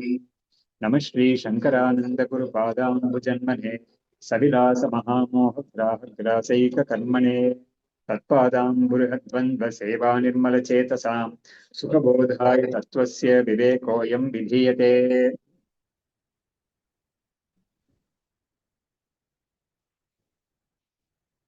ಇವಾಗ ಆತ್ಮಸ್ವರೂಪ ಎಂಥದ್ದು ಅನ್ನೋದು ಹೇಳಿದ್ರು. ಆತ್ಮಸ್ವರೂಪವನ್ನ ಹೊಂದೋದಿಕ್ಕೆ ಯಾವ ತರ ಒಂದು ಬೇಕು ಅನ್ನೋದಕ್ಕೆ ಮುಖ್ಯವಾಗಿ ಇರೋದು ತ್ಯಾಗ ಸನ್ಯಾಸ. ತ್ಯಾಗಕ್ಕೆ ಇನ್ನೊಂದು ಅರ್ಥ ಹೆಸರು ಸನ್ಯಾಸ ಅಂತ. ಅದ್ರ ಬಗ್ಗೆ ಹೇಳುವಾಗ ಎರಡು ಬಗೆಯಾಗಿ ಸನ್ಯಾಸ ಇರುತ್ತೆ. ತತ್ವವನ್ನು ತಿಳ್ಕೊಂಡ ಮೇಲೆ ಸನ್ಯಾಸ ಅಂತ ಒಂದು, ತತ್ವವನ್ನು ತಿಳಿಯುವುದಕ್ಕಾಗಿ ಸನ್ಯಾಸ ಅಂತ ಒಂದು. ಇದಕ್ಕೆ ವಿದ್ವತ್ ಸನ್ಯಾಸ, ವಿವಿಧಿಷಾ ಸನ್ಯಾಸ ಅಂತ ಹೆಸರು. ವಿದ್ವತ್ ಸನ್ಯಾಸ ಅಂತ ಹೇಳಿದ್ರೆ ಅವನು ಜ್ಞಾನಿಯಾಗಿರ್ತಾನೆ, ಅವನು ತಗೊಳ್ಳೋ ಸನ್ಯಾಸ ಅಂತ. ಅದರಲ್ಲಿ ಎರಡು ಬಗೆ ಇರುತ್ತೆ. ಅಂದ್ರೆ ಎರಡು ಬಗೆಯಲ್ಲಿ ಏನು ಅಂತ ಹೇಳಿದ್ರೆ, ಒಬ್ರು ಜ್ಞಾನಿ ಆಗುವಾಗ ಅವರು ಸನ್ಯಾಸಿ ಆಗಿರೋದಿಲ್ಲ. ಅಂದ್ರೆ ಅವರು ಗೃಹಸ್ಥರಾಗಿ ಇರ್ಬೋದು, ಅಥವಾ ಬ್ರಹ್ಮಚಾರಿ ಆಗಿರ್ಬೋದು, ಅಥವಾ ವಾನಪ್ರಸ್ಥರಾಗಿರ್ಬೋದು. ಆತರ ಇದ್ಕೊಂಡು ಅವರು ಜ್ಞಾನಿ ಆಗ್ಬಿಟ್ಟಿರ್ತಾರೆ ಅಂತ ಹೇಳಿದ್ರೆ, ಕೆಲವು ಸತಿ ಅವರೇ ಬಯಸಿದ್ರೆ ಬೇಕಾದ್ರೆ ಅವರು ಕಾವಿ ಸನ್ಯಾಸ ಅಂತ ಹೇಳಿದ್ರೆ, ಕಾವಿ ಧರಿಸೋದು ಅಂತ ಸನ್ಯಾಸ ತಗೋಬಹುದು ಕೆಲವರು ಅಂತ. ಅದರ್ವೈಸ್ ಏನು ಅಂತ ಹೇಳಿದ್ರೆ ನ್ಯಾಚುರಲಿ ಸನ್ಯಾಸ ಅದು. ಅಂದ್ರೆ ಆ ಜ್ಞಾನ ಬಂದವನಿಗೆ ಅವನು ಸನ್ಯಾಸ ತಗೊಳ್ದೆ ಹೋದ್ರು ಕೂಡ ನ್ಯಾಚುರಲಿ ಸನ್ಯಾಸ ಅವನು. ಯಾಕಂದ್ರೆ ಅವನಿಗೆ ಯಾವ್ದೇ ಜೊತೆಗೂ ಲೇಪ ಇರೋದೇ ಇಲ್ಲ. ಆತ್ಮಸ್ವರೂಪವೇ ತಾನು ಅಂತ ತಿಳ್ಕೊಂಡಿರೋದ್ರಿಂದ, ಬ್ರಹ್ಮಸ್ವರೂಪವೇ ತಾನು ಅಂತ ತಿಳಿದಿರೋದ್ರಿಂದ ಅವನಿಗೆ ಯಾವ್ದು ವಿಷಯಕ್ಕೂ ಲೇಪ ಇರೋದೇ ಇಲ್ಲ. ಅದರಿಂದ is deemed to be a sannyasi ಅಂತ, ಈಸ್ ದ ರಿಯಲ್ ಸನ್ಯಾಸಿ ಅಂತ ಹೇಳ್ಬೋದು. ಹೀಗೆ ಅದು. ಆದ್ರೆ ಆತ್ಮಜ್ಞಾನ ಪಡ್ಕೊಳ್ಳೋಕ್ಕಾಗಿ ಸನ್ಯಾಸ ತಗೊಳ್ಳೋದು ಅಂತ ಇದೆಯಲ್ಲ, ಅದು ಕ್ರಮವಾಗಿ ಒಂದು ಸನ್ಯಾಸ ಅದು. ಅದೇ ಅಂದ್ರೆ ಅವರು ಏನ್ ಮಾಡ್ತಾರೆ, ಮನೆ ಮಠ ಇದೆಲ್ಲ ಬಿಟ್ಟು ಅವ್ರು ಏನ್ ಮಾಡ್ತಾರೆ, ಇದಕ್ಕಾಗಿಯೇ ಅವ್ರು ತಮ್ಮನ್ನ ತೊಡಗಿಸ್ಕೊಳ್ತಾರೆ. ಈ ತರ ಎರಡು ಸನ್ಯಾಸ ಇರುತ್ತೆ ಅಂತ ಹೇಳ್ತಾ ಇದ್ದಾರೆ. ಬ್ರಹ್ಮ ಪ್ರಶ್ನೇನ ಪೃಷ್ಟೇತೆ ತದ್ಬೋಧ ಫಲಸಾಧನೆ ಇತಿ ಮತ್ವಾ ಉತ್ತರತ್ವೇನ ವ್ಯುತ್ಥಾನದ್ವಯಂ ಉಚ್ಯತೆ. ವ್ಯುತ್ಥಾನ ಅಂತ ಹೇಳಿದ್ರೆ ಬೀಳೋದು, ಬಿಡೋದು ಅಂತ. ವ್ಯುತ್ಥಾನ ಅಂತ ಹೇಳಿದ್ರೆ ಅವ್ನು ಇರೋ ಸ್ಥಿತಿಯಿಂದ ಎದ್ದು ಹೋಗೋದು ಅಂತ. ವ್ಯುತ್ಥಾನ ಅಂದ್ರೆ ಅದೇ ಅರ್ಥ. ವ್ಯುತ್ಥಾನ ಅಂದ್ರೆ ಅವ್ನು ಇರೋ ಸ್ಥಿತಿಯಿಂದ ಎದ್ದು ಹೋಗೋದು ಅಂತ. ಅದ್ರಲ್ಲಿ ಎರಡು ಟೈಪ್ ಇದೆ ಅಂತ ಹೇಳಿದ್ರು. ಪೂರ್ವಂ ವಿದಿತ್ವಾ ಪಶ್ಚಾತ್ ವ್ಯುತ್ಥಾಯ ಇತಿ ಅನ್ವಯಾತ್ ಶ್ರುತಾತ್ ವಿದ್ವತ್ ಸನ್ಯಾಸ ಅಭಾತಿ ಬ್ರಹ್ಮವಿದ್ಯಾ ಫಲಾತ್ಮಕ ಅಂತ. ಇವಾಗ ಇದರಲ್ಲಿ ಬೃಹದಾರಣ್ಯಕದಲ್ಲಿ ಒಂದು ಮಂತ್ರ ಬರುತ್ತೆ, ಪೂರ್ವೇ ವಿದ್ವಾಂಸಃ ಅಂದ್ರೆ ವಿದಿತ್ವ ಅಂತ ಬರುತ್ತೆ ಅದು. ಹಾಗಾಗಿ ಭಿಕ್ಷಾಚರ್ಯಂ ಚರಂತಿ ಅಂತ ಬರುತ್ತೆ ಅದು. ಅವಾಗ ಅವರು ತಿಳ್ಕೊಂಡು ಅಂದ್ರೆ ಏನು, ಆತ್ಮಜ್ಞಾನ ಪಡ್ಕೊಂಡು ಅವರು ಎಲ್ಲವನ್ನೂ ಬಿಟ್ಟು ಹೋಗ್ತಾರೆ ಅಂತ ಒಂದು ವಾಕ್ಯ ಬರುತ್ತೆ. ಅದಕ್ಕೆ ಇವ್ರು ಏನ್ ಹೇಳ್ತಾ ಇದ್ದಾರೆ, ಆ ವಾಕ್ಯವನ್ನ ನಾವು ಅನ್ವಯ ಮಾಡುವಾಗ ಪೂರ್ವಂ ವಿದಿತ್ವ ಅಂದ್ರೆ ಮೊದಲು ತಿಳ್ಕೊಂಡು ಆಮೇಲೆ ಅವರು ಸನ್ಯಾಸ ಮಾಡ್ಕೊಂಡ್ರು ಅಂತ ಇರೋದ್ರಿಂದ ನಮ್ಗೆ ಇದು ವಿದ್ವತ್ ಸನ್ಯಾಸ ಅಂತ ಗೊತ್ತಾಗುತ್ತೆ. ವಿದ್ವಾನ್ ಅಂದ್ರೆ ಆಕ್ಚುಲಿ ನಾನಾ ಶಾಸ್ತ್ರಗಳು ಓದಿರೋನಲ್ಲ, ಬ್ರಹ್ಮಜ್ಞಾನಿಗೆ ವಿದ್ವಾನ್ ಅಂತ ನಿಜವಾಗ್ಲೂ ಹೆಸರು. ಪಂಡಿತ ಅಂದ್ರೂ ಅದೇ ಹೆಸರು. ಇವರೇ ಹೇಳ್ತಾರೆ ಮುಂದಕ್ಕೆ, ಪಂಡ ಅಂತ ಹೇಳಿದ್ರೆ ಆತ್ಮಜ್ಞಾನ ಅಂತ. ಆ ಪಂಡ ಅನ್ನೋ ಆತ್ಮಜ್ಞಾನ ಯಾರಿಗಿದೆಯೋ ಅವನು ಪಂಡಿತ ಅಂತ ನಿಜವಾಗ್ಲು. ಆದ್ರೆ ಪಾಂಡವ ಇಲ್ಲ. ಪಾಂಡವ ಅಂತ ಇವ್ರು ಹೇಳೋದು ಅದಕ್ಕಲ್ಲ. ಇವ್ರು ಪಾಂಡು ಅಂತ ಒಂದು ಕುಲದಲ್ಲಿ ಹುಟ್ಟಿರೋದ್ರಿಂದ ಇದಕ್ಕೆ ಪಾಂಡವ ಅಂತ. ಪಾಂಡು ಅಂತ ಒಬ್ಬ ಮಹಾರಾಜ, ಅವನ ಒಂದು ವಂಶದಲ್ಲಿ ಬಂದವರು ಅಂತ ಇವ್ರು ಪಾಂಡು ಅಂತ ಅಷ್ಟೇ. ಪಾಂಡವ ಅಂತ ಇದಕ್ಕಲ್ಲ. ಪಾಂಡ್ಯ ಅಂತ ಹೇಳ್ತಾರೆ, ಕರೆಕ್ಟ್. ಪಾಂಡ್ಯ ನೋಡಿ, ಹೌದು. ಪಾಂಡು ಅಂತ ಹೇಳಿದ್ರೆ ಬೆಳಿದು ಅಂತ, ಪಾಂಡುರಂಗ ಅಂತ ಹೇಳ್ತಾರೆ. ಪಾಂಡು ಅಂದ್ರೆ ಪಾಂಡು ಬಣ್ಣ, ಅದು ಬಿಳಿ ಬಣ್ಣಕ್ಕೆ ಪಾಂಡು ಅಂತ ಹೆಸರಿದೆ. ಏನಿವೆ ಇಲ್ಲಿ ಪಂಡ ಅಂತ ಹೇಳಿದ್ರೆ ಆತ್ಮಜ್ಞಾನ ಅಂತ ಹೆಸರಿದೆ. ಇಲ್ಲಿ ವಿದ್ವಾನ್ ಅಂತ ಹೇಳಿದ್ರು ಕೂಡ ಅದೇ ಮುಖ್ಯವಾಗಿ ಮುಖ್ಯಾರ್ಥದಲ್ಲಿ ಅದು ಜ್ಞಾನ ಪಡ್ಕೊಂಡಿರೋರಿಗೆ, ಆತ್ಮಜ್ಞಾನ ಪಡ್ಕೊಂಡಿರೋರಿಗೆ ವಿದ್ವಾನ್ ಅಂತ ಹೆಸರು ಹೇಳೋದು. ಸೊ ಇವಾಗ ಇದನ್ನ ಹೇಳ್ಬಿಟ್ಟು ಅವರು ಬ್ರಹ್ಮವಿದ್ಯಾ ಫಲಾತ್ಮಕ ಅಂತ ಹೇಳಿದ್ರೆ ಏನು, ಬ್ರಹ್ಮವಿದ್ಯೆಗೆ ಫಲ ಅಂದ್ರೆ ಯಾವ್ದು ಅಂತ ಹೇಳಿದ್ರೆ ಈ ಒಂದು ಸನ್ಯಾಸನೇ ಅದ್ರ ಫಲ ಅಂತ. ಸನ್ಯಾಸ ಅಂದ್ರೆ ಏನು, ಎಲ್ಲವನ್ನು ಬಿಟ್ಟು ಹೋಗೋದು ಅಂತ. ಅಂದ್ರೆ ನೋಡಿ, ಹೋಗೋದು ಅಂತ ಹೇಳಿದ್ರೆ ಫಿಸಿಕಲಿ ಒಂದು ಕಡೆಯಿಂದ ಮನೆಯಿಂದ ಹೊರಟೋಗೋದು ಅಂತ ಒಂದ್ ಅರ್ಥ. ಆದ್ರೆ ಇನ್ನೊಂದು ಅರ್ಥ ಯಾವ್ದು ಅಂತ ಹೇಳಿದ್ರೆ ಅವ್ರು ಯಾವ್ದು ಅವ್ರಿಗೆ ಬಿಡಕ್ಕೆ ಅಂತ ಯಾವ್ದು ಇಲ್ವೇ ಇಲ್ಲ ಅವ್ರಿಗೆ. ಅಂದ್ರೆ ಅವರು ಯಾವ್ದನ್ನ ಬಿಡಕ್ ಆಗುತ್ತೋ ಅದೆಲ್ಲ ಅವರು ನ್ಯಾಚುರಲ್ ಆಗಿ ಬಿಟ್ಬಿಟ್ಟಿದ್ದಾರೆ. ಅನಾತ್ಮ ಅನ್ನೋದನ್ನ ಬಿಟ್ಬಿಟ್ಟಿದ್ದಾರೆ ಅವರು. ಆತ್ಮ ಅವರ ಅಹಂಕಾರದಿಂದ ಹಿಡಿದು ಪಂಚಕೋಶಗಳಿಂದ ಹಿಡಿದು ಹೊರಗಡೆ ಇರೋ ಇಡೀ ಪ್ರಪಂಚವನ್ನು ಕೂಡ ಅವರು ನಾನಲ್ಲ, ಇದು ಬ್ರಹ್ಮವಲ್ಲ, ಇದು ಸತ್ಯವಲ್ಲ ಅಂತಾನು ತೀರ್ಮಾನ ಮಾಡ್ಕೊಂಡು ಬಿಟ್ಟಿರ್ತಾರೆ ಅವರು. ಹಾಗಾಗಿ ಇದು ಬಿಡೋದು ಅಂದ್ರೆ ಇದೇ ಅರ್ಥ ಅಂತ, ಮುಖ್ಯವಾದ ಅರ್ಥ ಅದೇನೆ. ಹಾಗಾಗಿ ಇಲ್ಲಿ ಮುಂದಕ್ಕೆ ಇವರು ಈ ಸನ್ಯಾಸದ ಬಗ್ಗೆನೆ ಪೂರ್ತಿ ಇವಾಗ ಬರೋ ಅನೇಕ ಶ್ಲೋಕಗಳು ಇದ್ರ ಬಗ್ಗೆನೇ ಇರುತ್ತೆ. ಅವಾಗ ಇನ್ನೊಂದು ಅರ್ಥ ಹೇಳ್ತಾ ಇದ್ದಾರೆ, ವ್ಯುತ್ಥಾಯ ಅಥ ವಿದಿತ್ವ ಇತಿ ವ್ಯತ್ಯಯೇನ ಆರ್ಥಿಕ ಅನ್ವಯಾತ್ ಸಿದ್ಧೋ ವಿವಿಧಿಷಾ ತ್ಯಾಗ ಸ್ಪಷ್ಟ ಶ್ರುತ್ಯಂತರೇಶು ಅಸೌ ಅಂತ. ಹಾಗಾಗಿ ಇವಾಗ ಮನೆಯಿಂದ ಹೊರಟು ಹೋಗಿ ಆಮೇಲೆ ಈ ಜ್ಞಾನವನ್ನು ಪಡ್ಕೊಳ್ತಾನೆ ಅಂತ ಹೇಳಿದಾಗ ಅವಾಗ ಏನಾಗುತ್ತೆ, ವಿದ್ವತ್ ಸನ್ಯಾಸ, ವಿವಿಧ ಸನ್ಯಾಸ ಅಂತ ಆಗಿದ್ದಾರೆ. ಅಂದ್ರೆ ಜ್ಞಾನವನ್ನು ಪಡ್ಕೊಳ್ಳೋಕ್ಕಾಗಿ ತಗೊಳ್ಳೋ ಸನ್ಯಾಸ, ಅದಕ್ಕೆ ವಿವಿಧ ಸನ್ಯಾಸ ಅಂತ. ಹಾಗಾಗಿ ವಿವಿಧಿಷಾ ವೇತ್ತು ಮಿಚ್ಚ ವಿವಿಧಿಷಾ ಅಂತ, ವೇದಿತು ಮಿಚ್ಚ ವಿವಿಧಿಷಾ ಅಂತ ಅದಕ್ಕೆ ವ್ಯುತ್ಪತ್ತಿ ಕೊಡ್ತಾರೆ. ಹಾಗಾಗಿ ಆ ಒಂದು ತಿಳ್ಕೊಳ್ಳೋಕೆ ಒಂದು ಇಚ್ಛೆ ಇರೋದು, ಹಾಗಾಗಿ ಅವನು ತಗೊಳ್ಳೋ ಸನ್ಯಾಸಕ್ಕೆ ವಿವಿಧಿಷಾ ಸನ್ಯಾಸ ಅಂತ. ಇದೇ ವಾಕ್ಯವನ್ನು ಈ ತರ ಅರ್ಥ ಮಾಡ್ಬೋದು ಅಂತ ಇವ್ರು ಹೇಳ್ತಾರೆ. ಆಮೇಲೆ ಇದು ಶ್ರುತ್ಯಂತರೇಶು, ಬೇರೆ ಉಪನಿಷತ್ತುಗಳೆಲ್ಲ ಇದು ತುಂಬಾ ಕಡೆ ಬಂದಿದೆ ಇದು ಅಂತ. ಎಲ್ಲಿ ಬಂದಿದೆ ಅಂತ ನಾವು ನೋಡ್ಬೋದು ಅಂದ್ರೆ ಮುಖ್ಯವಾಗಿ ನಮ್ಮ ಮುಂಡಕೋಪನಿಷತ್ತಲ್ಲಿ ಅವನು ಪರೀಕ್ಷೆ ಲೋಕಾನ್ ಕರ್ಮಚಿತಾನ್ ಬ್ರಾಹ್ಮಣೋ ನಿರ್ವೇದ ಮಾಯಾತ್ ನಾಸ್ತಿ ಕೃತಕೃತೇನ ಅಂತ ಹೇಳ್ಬಿಟ್ಟು ಅವನೇನ್ ಮಾಡ್ತಾನೆ, ವಿರಕ್ತನಾಗಿ ಅವನು ಹೋಗ್ತಾನೆ ಗುರು ಹತ್ರ ಈ ತತ್ವವನ್ನು ತಿಳ್ಕೊಳಕ್ ಹೋಗ್ತಾನೆ. ಅದನ್ನ ಬೇಕಾದ್ರೆ ನಾವು ವಿದ್ವತ್ ಸನ್ಯಾಸ, ವಿವಿಧಿಷಾ ಸನ್ಯಾಸ ಅಂತ ಹೇಳ್ಬೋದು ಅದನ್ನ. ಸೊ ಹೀಗೆ ನಾವು ಆಮೇಲೆ ಇದ್ರಲ್ಲೂ ಕೂಡ ಅವ್ರು ಸನ್ಯಾಸ ತಗೊಂಡ್ರು ಅಂತ ಇಲ್ಲ, ಪ್ರಶ್ನೋಪನಿಷತ್ತಲ್ಲೂ ಕೆಲವರೆಲ್ಲ ಹೋಗ್ಬಿಟ್ಟು ಬ್ರಹ್ಮಚಾರಿಗಳಿಗೆ ಹೋಗ್ಬಿಟ್ಟು ಕೇಳ್ತಾರೆ. ಅದು ಕೂಡ ನಮ್ ಸನ್ಯಾಸ ಅಂತ ನಾವು ವಿವಿಧಿಷಾ, ಅವರು ಹೋಗೋದೇನೋ ತತ್ವವನ್ನು ತಿಳ್ಕೊಳಕ್ಕಾಗೇನೆ, ಆದ್ರೆ ಅವರು ಕೂಡ ಯಾವುದೇ ಒಂದು ಸಂಘ ಇರೋದಿಲ್ಲ ಅವ್ರಿಗೆ, ಹಾಗೆ ಹೋಗ್ತಾರೆ ಅವರು. ಆಮೇಲೆ ಅಲ್ಲಿ ಹೋಗಿ ಅವರು ಹೇಳ್ಕೊಟ್ಟಿದ್ಮೇಲೆ ಅಲ್ಲೇನೆ ತಿಳ್ಕೊಂಡ್ಬಿಡ್ತಾರೆ, ತತ್ವವನ್ನು ತಿಳ್ಕೊಂಡು ಅವರ ಗುರುವಿಗೆ ಒಂದು ಮರ್ಯಾದೆಯನ್ನು ಮಾಡ್ಬಿಟ್ಟು ಹೋಗ್ತಾರೆ ಅಂತ ಒಂದು ಕತೆ ಬರುತ್ತೆ ಅದರಲ್ಲಿ. ಇಲ್ಲಿ ಆಮೇಲೆ ಹೇಳ್ತಾ ಇದ್ದಾರೆ, ಸ್ವಾತ್ಮಲೋಕಂ ಸಮಿಚ್ಛಂತಹ ಪ್ರವರ್ಜಂತೀತಿ ವಕ್ಷ್ಯತಿ ತ್ಯಾಗೇನ ಏಕೆ ಅಮೃತತ್ವಂತು ಪ್ರಾಪ್ತಾಹ ಇತಿ ಅಪರಾಶ್ರುತಿ. ಇಲ್ಲಿ ಬೃಹದಾರಣ್ಯಕದಲ್ಲಿ ಏನ್ ಮಾಡ್ತಾರೆ ಅಂದ್ರೆ ಅವರು ಆತ್ಮಾನಮೇವ ಲೋಕಮಿಚ್ಛನ್ ಅಂತ ಬರ್ತಾರೆ. ಅಂದ್ರೆ ನೋಡಿ, ಲೋಕ ಅಂತ ಹೇಳಿದ್ರೆ ನಮ್ಗೆ ಈ ಲೋಕ ಆ ಲೋಕ 14 ಲೋಕ ಅಂತ ನಾವು ಹೇಳ್ತೀವಿ. ಆದ್ರೆ ಲೋಕ ಅಂತ ಶಬ್ದಕ್ಕೇನೆ ಸಂಸ್ಕೃತದಲ್ಲಿ ಬೇರೆ ಬೇರೆ ರೀತಿಯಾಗಿ ವ್ಯುತ್ಪತ್ತಿ ಕೊಡ್ತಾರೆ. ಸಂಸ್ಕೃತದಲ್ಲಿ ಒಂದು ವಿಶೇಷ ಏನು ಅಂತ ಹೇಳಿದ್ರೆ ಪ್ರತಿ ಶಬ್ದಕ್ಕೂ ಆ ಶಬ್ದವನ್ನ ಇಟ್ಕೊಂಡೇ ನಾವು ಆ ಶಬ್ದದಿಂದ ಒಂದು ಅರ್ಥವನ್ನ ತೆಗಿಬಹುದು. ಅದಕ್ಕೆ ವ್ಯುತ್ಪತ್ತಿ ಅಂತ ಹೇಳ್ತಾರೆ. ಇವಾಗ ಲೋಕ ಅಂತ ಇರೋದಕ್ಕೆ ಇದೆಯಲ್ಲ, ಅದಕ್ಕೆ ಮಿನಿಮಮ್ 2 ರೀತಿಯಲ್ಲಿ ಅರ್ಥ ಮಾಡ್ತಾರೆ. ಒಂದು ಲೋಕ್ಯತೆ ಇತಿ ಲೋಕ ಅಂತಾರೆ, ಅಂದ್ರೆ ಯಾವ್ದು ನೋಡಲ್ಪಡುತ್ತೋ, ಯಾವ್ದ್ರ ಜೊತೆಗೆ ವ್ಯವಹಾರ ಮಾಡ್ತಾ ಇದೀವೋ ಅದಕ್ಕೆ ಲೋಕ ಅಂತ ಹೆಸರು ಅಂತ ಒಂದು ವ್ಯುತ್ಪತ್ತಿ. ಇನ್ನೊಂದು ಲೋಕ್ಯತೆ ಅನೇನ ಇತಿ ಲೋಕ ಅಂತ ಹೇಳಿದ್ರೆ ಯಾವ್ದ್ರ ಮುಖಾಂತರ ನೀನ್ ನೋಡ್ತೀಯೋ ಅವಾಗ ಏನಾಗುತ್ತೆ, ಕರ್ಣ ಅಂದ್ರೆ ಲೋಕ್ಯತೆ ಅಂತ ಹೇಳುವಾಗ ಯಾವ್ದ್ರ ಮುಖಾಂತರ ನೀನ್ ನೋಡ್ತೀಯೋ ಅದಕ್ಕೆ ಲೋಕ ಅಂತ. ಅದಕ್ಕೇನೆ ಕಣ್ಣು ಅನ್ನೋದಕ್ಕೆ ಕೂಡ ಲೋಚ್ ಅಂತ ಒಂದು ಇದಿದೆ, ಲೋಚನ ಅಂತ ಹೇಳ್ತೀವಲ್ಲ, ಅಲ್ಲೂ ಕೂಡ ಈ ಒಂದು ಇದ್ರದ ಅರ್ಥ ಇದೆ. ಹಾಗಾಗಿ ಲೋಕ ಅಂತ ಹೇಳಿದ್ರೆ ಇವ್ರು ಏನ್ ಮಾಡ್ತಾರೆ ಅಂದ್ರೆ ಆತ್ಮಲೋಕನೇ ನಮ್ಗೆ ಬೇಕಾಗಿರೋದು, ನಮ್ಗೆ ಬೇರೆ ಆ ಲೋಕ, ಸ್ವರ್ಗಲೋಕ, ಇಂದ್ರಲೋಕ, ಬ್ರಹ್ಮಲೋಕ ಅದೆಲ್ಲ ನಮ್ಗೆ ಬೇಡ, ಆತ್ಮಲೋಕವೇ ನಮ್ಗೆ ಬೇಕಾಗಿದೆ ಅಂತ ಹೇಳ್ಬಿಟ್ಟು ಏನ್ ಮಾಡ್ತಾರೆ ಅವರು, ಆ ಆತ್ಮವನ್ನೇ ತಿಳ್ಕೊಳಕ್ಕಾಗಿ ಅವರು ಎಲ್ಲವನ್ನೂ ಬಿಟ್ಟು ಹೋಗ್ತಾರೆ ಅಂತ ಉಪನಿಷತ್ತಲ್ಲಿ ಬರುತ್ತೆ ಅದು. ಹಾಗಾಗಿ ಸ್ವಾತ್ಮಲೋಕಂ ಸಮಿಚ್ಛಂತಹ ಅಂದ್ರೆ ಆತ್ಮಲೋಕವನ್ನೇ ಬಯಸ್ಕೊಂಡು, ಬಯಕೆ ಇಚ್ಛಾ ಅಂದ್ರೆ ಬಯಕೆ, ಆತ್ಮವನ್ನೇ ಅವ್ರು ಬಯಸ್ಕೊಂಡು ಏನ್ ಮಾಡ್ತಾರೆ, ಪ್ರವರ್ಜಂತಿ ಬಿಟ್ಟು ಹೋಗ್ತಾರೆ ಅವರು ಅಂತ ಇದೆ ಈ ಉಪನಿಷತ್ತಲ್ಲಿ ಬರುತ್ತೆ. ಇನ್ನೊಂದು ತ್ಯಾಗೇನ ಏಕೆ ಅಮೃತತ್ವಂತು ಪ್ರಾಪ್ತಾಹ ಇತಿ ಅಪರಾಶ್ರುತಿ. ಅಪರಾಶ್ರುತಿಯಿಂದ ಯಾವ್ದು ಅಂತ ಹೇಳಿದ್ರೆ ನನ್ಗೆ ಎಲ್ಲರಿಗೂ ಪ್ರಸಿದ್ಧವಾಗಿರೋದು ನಕರ್ಮಣ ನ ಪ್ರಜೆಯ ಧನೇನ ತ್ಯಾಗೇನೈಕೆ ಅಮೃತತ್ವ ಮಾನುಷು ಅಂತ ಇದೆಯಲ್ಲ, ಅಲ್ಲಿ ಕೂಡ ಏನ್ ಹೇಳುತ್ತೆ ಅಂದ್ರೆ ಕರ್ಮದಿಂದ ಅಲ್ಲ, ಪ್ರಜೆ ಅಂದ್ರೆ ಪ್ರಜೋತ್ಪತ್ತಿ ಮಾಡ್ಕೊಳ್ಳೋದ್ರಿಂದ ನಿನಗೇನು ಮೋಕ್ಷ ಸಿಗೋದಿಲ್ಲ, ಆಮೇಲೆ ಕರ್ಮಗಳು ಮಾಡೋದ್ರಿಂದ ಮೋಕ್ಷ ಸಿಗೋದಿಲ್ಲ, ಧನ ಅಂದ್ರೆ ಏನು ಬೇಕಾದಷ್ಟು ಹಣ ಸಂಪಾದನೆ ಮಾಡೋದ್ರಿಂದ ಮೋಕ್ಷ ಸಿಗೋದಿಲ್ಲ, ತ್ಯಾಗದಿಂದಲೇ ತ್ಯಾಗ ಮಾಡಿನೇ ಎಲ್ಲವನ್ನೂ ತ್ಯಾಗ ಮಾಡಿನೇ ಕೆಲವರು ಈ ಒಂದು ಅಮೃತತ್ವವನ್ನು ಪಡ್ಕೊಂಡಿದ್ದಾರೆ ಅಂತ ಅಲ್ಲಿ ಮಂತ್ರದಲ್ಲಿ ಬರ್ತೈತೆ. ತ್ಯಾಗೇನ ಏಕೆ ಅಮೃತತ್ವ ಆನಶುಹು ಅಂದ್ರೆ ಅದೇ ಅರ್ಥ. ಅದು ನಮ್ಗೆ ತೈತಿರಿಯ ಇದರಲ್ಲಿ ಬರುತ್ತೆ ಅದು ಶಾಖೆಯಲ್ಲಿ. ಹಾಗಾಗಿ ಹೀಗೆ ಒಂದು ಆ ಆತ್ಮನನ್ನ ಪಡ್ಕೊಳ್ಳಕ್ಕೆ ಈ ತರ ಒಂದು ತ್ಯಾಗವನ್ನು ಮಾಡ್ಬೇಕಾಗಿದೆ ಅವಶ್ಯವಾಗಿ ಅನ್ನೋದನ್ನ ತಿಳಿಸ್ತಾ ಇದ್ದಾರೆ. ಯಾರಿಗೂ ಅಷ್ಟೇನೆ ಇದು ಬೈ ಡಿಫಾಲ್ಟ್ ಆಗ್ಬೇಕಾದ ವಿಷಯ, ಪ್ರಯತ್ನ ಮಾಡ್ಬೇಕು. ಅದಕ್ಕೇನೆ ನೋಡಿ ಇವರು ಸರ್ವೇಶ್ವರಾಚಾರ್ಯರು ಈ ಸನ್ಯಾಸ ಅಂತ ತಗೊಳ್ತಾರಲ್ಲ, ಯಾರೇ ತಗೊಂಡ್ರು ಕೂಡ ಆ ತಗೊಂಡ ಮೇಲೆ ಅವ್ರು ಏನ್ ಮಾಡ್ಬೇಕು ನಿಜವಾಗ್ಲು, ಅದು ಮಾಡದೆ ಹೋದ್ರೆ ಏನ್ ಹಾನಿ ಆಗುತ್ತೆ ಅನ್ನೋದಕ್ಕೆ ಅವರು ಒಂದು ಶ್ಲೋಕ ಮಾಡಿದ್ದಾರೆ. ತ್ವಂ ಪದಾರ್ಥ ವಿವೇಕಾಯ ಸನ್ಯಾಸ ಸರ್ವಕರ್ಮಣ ಶ್ರುತ್ಯ ವಿಧೀಯತೆ ಯಸ್ಮಾತ್ ತತ್ಯಾಗಿ ಪತಿತೋ ಭವೇತ್ ಅಂತ ಹೇಳಿದ್ದಾರೆ. ಅವ್ರು ಏನ್ ಹೇಳ್ತಾರೆ ಅಂದ್ರೆ, ತತ್ವಮಸಿ ಅಂತ ಹೇಳುವಾಗ ತ್ವಮ್ ಅಂತ ಒಂದು ಶಬ್ದ ಇದೆ, ತತ್ ಅಂತ ಒಂದು ಶಬ್ದ ಇದೆ. ತ್ವಮ್ ಅನ್ನೋದು ನೀನು ಅಂತ ಅರ್ಥ, ತತ್ ಅಂದ್ರೆ ಬ್ರಹ್ಮ ಅಂತ. ಅವಾಗ ಆಕ್ಚುಲಿ ಮುಖ್ಯವಾಗಿ ಮಾಡ್ಬೇಕಾಗಿರೋದು ಏನು ಅಂತ ಬ್ರಹ್ಮ ವಿಷಯಕ್ಕೆ ತಿಳ್ಕೊಳ್ಳೋದಕ್ಕೆ ಅಷ್ಟೊಂದು ಕಷ್ಟ ಇಲ್ಲ. ಅದೇ ತನ್ನ ವಿಷಯಕ್ಕೆ ವಿವೇಕ ಬರದೆ ತುಂಬಾ ಕಷ್ಟ. ಯಾಕಂದ್ರೆ ತನ್ನನ್ನ ತಾನು ಅಲ್ಲದೆ ಇರೋ ಶರೀರಾದಿಗಳನ್ನ ತಾನು ಅಂತ ತಿಳ್ಕೊಂಡ್ಬಿಟ್ಟಿದ್ದಾನೆ. ಶರೀರ, ಮನಸ್ಸು, ಇಂದ್ರಿಯ, ಅಹಂಕಾರದವರೆಗೂ ಅದರಲ್ಲಿ ತಾನು ಅಂತ ಬುದ್ಧಿ ಬಂದ್ಬಿಟ್ಟಿದೆ ತಪ್ಪಾಗಿ. ಅದನ್ನ ಬಿಡೋದೇ ತುಂಬಾ ಕಷ್ಟ ಎಲ್ಲದಕ್ಕಿಂತ. ಅದರಿಂದ ಏನ್ ಹೇಳ್ತಾ ಇದಾರೆ ಅವರು, ಸೂರ್ಯೇಶ್ವರಾಚಾರ್ಯರು, ಒಬ್ಬ ಸನ್ಯಾಸ ತಗೊಳ್ತಾನೆ ಅಂದ್ರೆ ಯಾಚಿಗೆ ತಗೊಳ್ತಾನೆ ಅಂತ ಹೇಳಿದ್ರೆ, ಎಲ್ಲ ಕೆಲಸವನ್ನು ಬಿಟ್ಟು ಈ ತಾನ್ ಯಾರು ನಾನ್ ಯಾರಂತ ಇವರು ರಮಣ ಮಹರ್ಷಿಗಳು ಹೇಳ್ತಾರಲ್ಲ, ಆ ರೀತಿಯಲ್ಲಿ ನಾನ್ ಯಾರು ಅಂತ ತಿಳ್ಕೊಳಕ್ಕಾಗಿಯೇ ಅವನು ಈ ಸನ್ಯಾಸ ತಗೊಂಡಿದ್ದಾನೆ ಅವನು ನಿಜವಾಗ್ಲು. ಅದರಿಂದ ಅವನು ಏನ್ ಮಾಡ್ಬೇಕಾಗಿದೆ, ಮೂರೊತ್ತೂ ಕೂಡ ಅವನು ತನ್ನ ಸ್ವರೂಪದ ಬಗ್ಗೆ ಅವನು ವಿವೇಚನೆ ಮಾಡ್ಕೊಂಡು ನಾನು ಇವುಗಳಲ್ಲ, ನಾನು ಇದೇನೆ, ಮನೋಬುದ್ಧಿ ಅಹಂಕಾರ ಚಿತ್ತಾನಿ ನಾಹಂ ಅಂತ ಬೇಕಾದಷ್ಟು ಹೇಳಿದಾರಲ್ಲ ಭಗವತ್ಪಾದರು. ಅಂತದೇ ಮಾಡ್ಕೊಂಡು ಅವನು ಮೂರೊತ್ತು ಅವನು ಅದರಲ್ಲಿ ಕಳಿಬೇಕು ಅಂತ ಹೇಳಿದ್ದಾರೆ. ಒಂದ್ ವೇಳೆ ಒಬ್ಬ ಸನ್ಯಾಸ ತಗೊಂಡು ಈ ಕೆಲಸ ಮಾಡದೆ ಬೇರೆ ಏನೋ ಕೆಲಸ ಮಾಡ್ತಾನೆ ಅಂತ ಹೇಳಿದ್ರೆ ಅವನು ಪತಿತನಾಗ್ತಾನೆ ಅಂತ ಅವ್ರು ಹೇಳಿದ್ದಾರೆ. ಪತಿತೋಭವೇ ಇದೆ. ಹಾಗಾಗಿ ತ್ವಂ ಪದಾರ್ಥ ವಿವೇಕಾಯ ಸನ್ಯಾಸ ಸರ್ವಕರ್ಮಣ, ಎಲ್ಲಾ ಕರ್ಮಗಳಿಂದನೂ ಅವ್ನು ಸನ್ಯಾಸ ತಗೊಂಡಿರೋದು ಯಾತಕ್ಕೆ ಅಂತ ಹೇಳಿದ್ರೆ ಇದಕ್ಕಾಗಿ.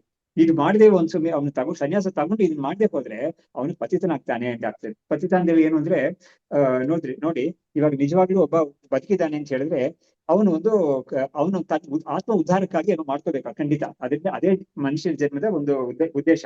ಈ ಆತ್ಮೋದ್ಧಾರಕ್ಕೆ ಮಾಡ್ಕೋಬೇಕು ಅಂತ ಕೇಳಕ್ಕೆ ಬೇಕಾದಷ್ಟು ದಾರಿಗಳಿದೆ. ಅಂದ್ರೆ ಈ ದಾರಿ ಅಂದ್ರೆ ಬೇಕಾದಷ್ಟು ಆಪ್ಷನ್ಸ್ ಇದೆ ಅಂತ ಅರ್ಥ ಅಲ್ಲ. ಇದೆಲ್ಲ ಮಾಡ್ಬಿಟ್ಟು ಆಮೇಲೆ ಇದರಿಂದ ಹೋಗೋದು ಅಂತ. ಮುಖ್ಯವಾಗಿ ಏನು ಅಂತ ಹೇಳಿದ್ರೆ ಪುಣ್ಯ ಕರ್ಮಗಳು ಮಾಡ್ಬೇಕು ಅಂತ ಇದೆ.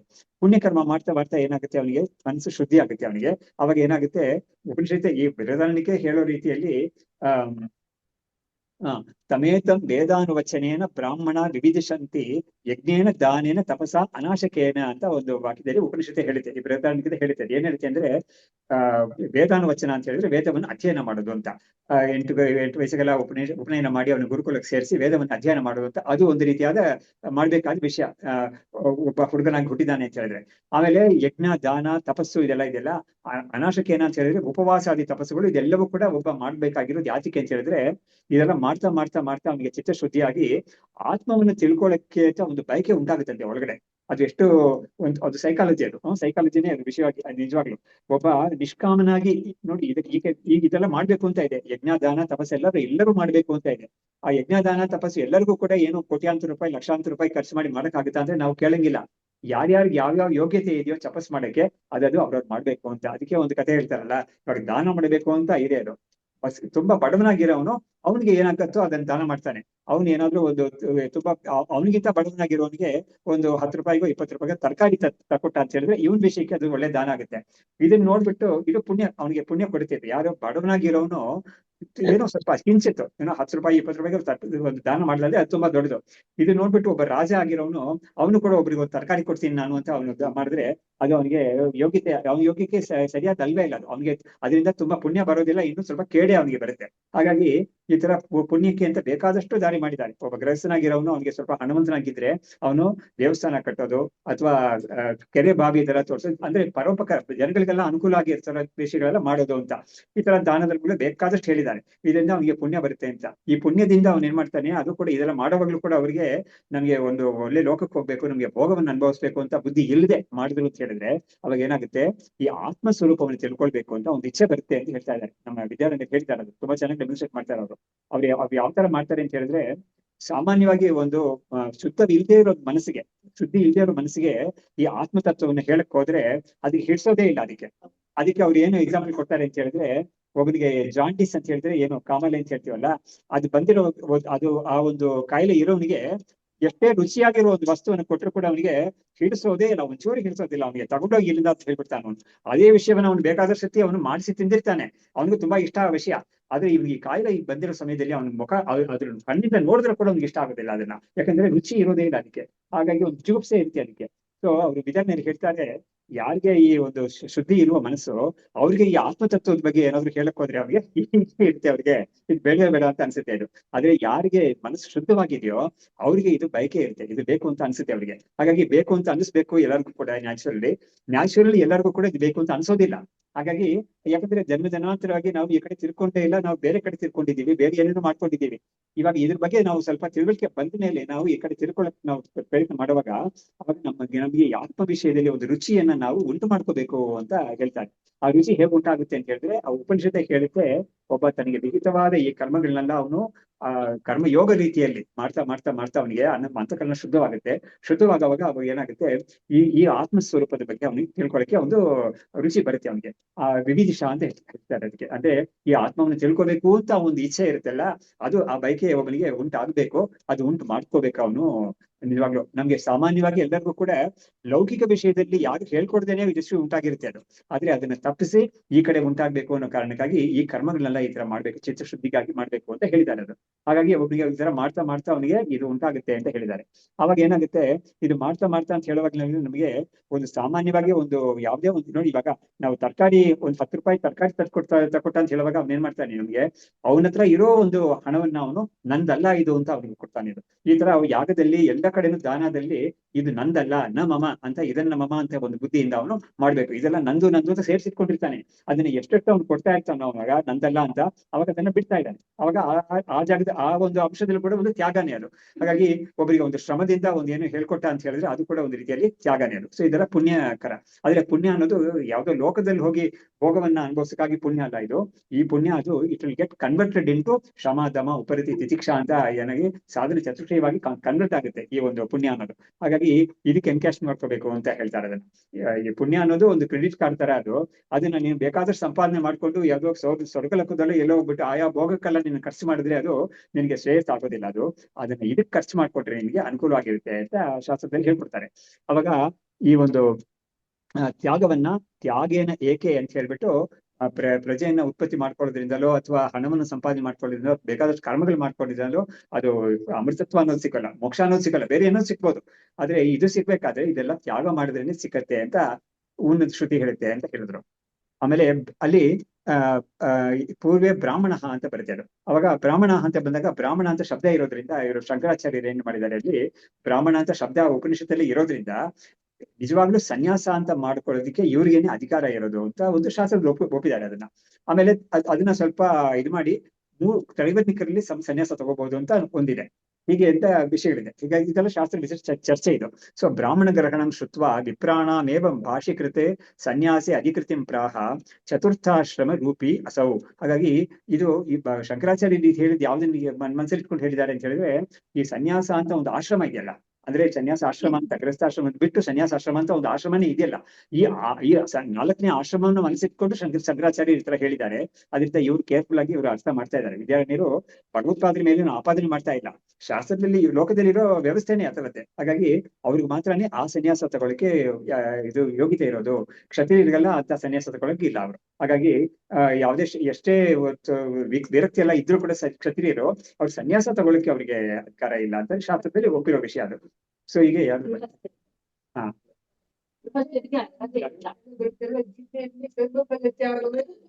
ಸನ್ಯಾಸ ಅಂತ ಅದನ್ನೇ ಹೇಳ್ತಾರೆ. ಕರೆಕ್ಟ್. ಸೊ ಹಾಗಾಗಿ ಕರ್ಮಫಲ ತ್ಯಾಗನೂ ಸನ್ಯಾಸನೇ, ಮುಖ್ಯವಾದ ಸನ್ಯಾಸ ಅದೇನೆ. ಹಾಗಾಗಿ ಹಾಗಾಗಿ ಅದೇ ನಾನು ಹೇಳಿದ್ರೆ 4ನೇ ಆಶ್ರಮ ಅಂತ ಒಂದು ಸನ್ಯಾಸ ಇದೆಯಲ್ಲ, ಅದು ತಗೊಳಕ್ಕೆ ಬ್ರಾಹ್ಮಣರಿಗೆ ಮಾತ್ರನೇ ಅಧಿಕಾರ ಇರೋದು ಅಂತ ಶಂಕರಾಚಾರ್ಯರು ಹೇಳಿದ್ದಾರೆ ಅಂತ ಇವ್ರು ಹೇಳ್ತಾ ಇದ್ದಾರೆ. ಆಮೇಲೆ ವಿದ್ಯಾಂಗಂ ತತ್ ಫಲಾತ್ಮಾನಂ ಗಾರ್ಗಿ ವಿದುರಯೋಹೋ ಅಪಿ ಸ್ತ್ರೀ ಶೂದ್ರಯೋಹೋ ಭಾಷಿಕಾರಃ ಸನ್ಯಾಸಂ ಅನುಮನ್ಯತೆ ಅಂತ ಹೇಳ್ತಾ ಇದ್ದಾರೆ. ನೋಡಿ, ಇವಾಗ ಹೇಳ್ತಾ ಇದ್ದಾರೆ ಗಾರ್ಗಿ ಅಂತ ಒಬ್ಳು ಇದ್ದಾಳೆ, ಅವಳು ಆತ್ಮಜ್ಞಾನಿಯಾಗಿದ್ದಾಳೆ. ಅವಳು ಗಾರ್ಗಿ ಅಂತ ಇಲ್ಲ, ಯಾಜ್ಞವಲ್ಕ್ಯರ ಪತ್ನಿ ಅವಳು ಮೈತ್ರೇಯಿ ಆಮೇಲೆ ಕಾತ್ಯಾಯಿನಿ ಅಂತ ಇಬ್ಬರು ಪತ್ನಿ. ಗಾರ್ಗಿನೂ ಇನ್ನೊಬ್ಳು ಅವಳು ಬೇರೆಯೊಬ್ಳು. ಹಾಗಾಗಿ ವಿದ್ಯಾಂಗಂ ತತ್ ಫಲಾತ್ಮಾನಂ ಅಂದ್ರೆ ವಿದ್ಯೆಗೆ ಅಂಗವಾಗಿ, ಅಂದ್ರೆ ಈ ಆತ್ಮಜ್ಞಾನವನ್ನ ಪಡ್ಕೊಳ್ಳಕ್ಕೆ ಅಂಗವಾಗಿ ಒಂದು ಸನ್ಯಾಸ ಅಂತ ಇದೆಯಲ್ಲ, ಅದು ಒಂದು ರೀತಿಯ ಸನ್ಯಾಸ. ಆತ್ಮಜ್ಞಾನ ಪಡ್ಕೊಂಡ ಮೇಲೆ ಒಂದು ಸನ್ಯಾಸ ಅಂತ ಇದೆಯಲ್ಲ ಫಲವಾಗಿರೋದು, ಅದು ಇನ್ನೊಂದು ರೀತಿಯ ಸನ್ಯಾಸ. ಅದರಲ್ಲಿ ಕಾವಿನೇ ಹಾಕೊಂಡಿರ್ಬೇಕು ಅಂತ ಇಲ್ಲ, ಅವ್ನು ನ್ಯಾಚುರಲ್ ಆಗಿ ಸನ್ಯಾಸ ಆಗಿರ್ತಾನೆ ಅವನು. ಹಾಗಾಗಿ ಅದನ್ನ ಎರಡನ್ನೂ ಕೂಡ ಶಂಕರಾಚಾರ್ಯ ಒಪ್ಪಿದ್ದಾರೆ ಅಂತ ಇವ್ರು ಹೇಳ್ತಾ ಇದ್ದಾರೆ. ಅದಕ್ಕೆ ಪ್ರಮಾಣ ಇದೆ. ಹಾಗಾಗಿ ಸ್ತ್ರೀ ಶೂದ್ರ ಗಾರ್ಗಿಯನು ಶೂದ್ರನಿಗೆ ಇವ್ರು ಏನ್ ಹೇಳಿದ್ದಾರೆ ಅಂದ್ರೆ, ವಿದುರ ಅಂದ್ರೆ ಮಹಾಭಾರತದಲ್ಲಿ ಬರ್ತಾನಲ್ಲ ವಿದುರ ಅಂತ, ಅವನು ಯದ್ಯಪಿ ಇವರು ವೇದವ್ಯಾಸರೇ ತಂದೆ ಆಗಿದ್ರು ಕೂಡ ತಾಯಿ ಬಂದ್ಬಿಟ್ಟು ಒಬ್ಳು ಇವಳು ಏನೋ ದಾಸಿ ಆಗಿದ್ದವಳು, ಅದ ಅರಮನೆಯಲ್ಲಿ ದಾಸಿ ಆಗಿದ್ದವಳು. ಹಾಗಾಗಿ ಅವಳಿಗೆ ಹುಟ್ಟಿದವಳು. ಪಾಂಡು ಮತ್ತು ಇವನು ಧೃತರಾಷ್ಟ್ರ ಇಬ್ರು ಕೂಡ ಆ ಮೂರು ಪತ್ನಿಯರಿ, ಮೂರು ವಿಧವೆ ಆಗಿರ್ತಾರಲ್ಲ, ಆ ಮೂರು ವಿಧವೆಯ ಮುಖಾಂತರನು ಈ ಮೂರು ವಿಧವೆಯರಿಗೂ ಈ ವೇದವ್ಯಾಸರ ಮುಖಾಂತರ ಮಗುವನ್ನ ಹುಟ್ಟಿಸೋದರ ಒಂದು ಕ್ರಮ ಇದೆ ಅಲ್ಲಿ. ಆ ಕ್ರಮ ಆ ಕಾಲದಲ್ಲಿ ಆ ಯುಗದಲ್ಲಿ ಇದ್ದದು. ಅದ್ರ ಮುಖಾಂತರ ಏನಾಗುತ್ತೆ, ಪಾಂಡು ಮತ್ತು ಇವರು ಇಬ್ರು ಕೂಡ ಕ್ಷತ್ರಿಯ ತಾಯಿ ಆಗಿಯೇ ಹುಟ್ಟಿರೋರು. ಅದರಿಂದ ಅವ್ರಿಗೆ ರಾಜ ಸಿಕ್ಕಿತ್ತು. ಆದ್ರೆ ವಿದುರ ಅನ್ನೋನು ಇನ್ನೊಂದು ಪತ್ನಿಗೆ ಬಿಡ್ಬೇಕಾಗಿತ್ತು.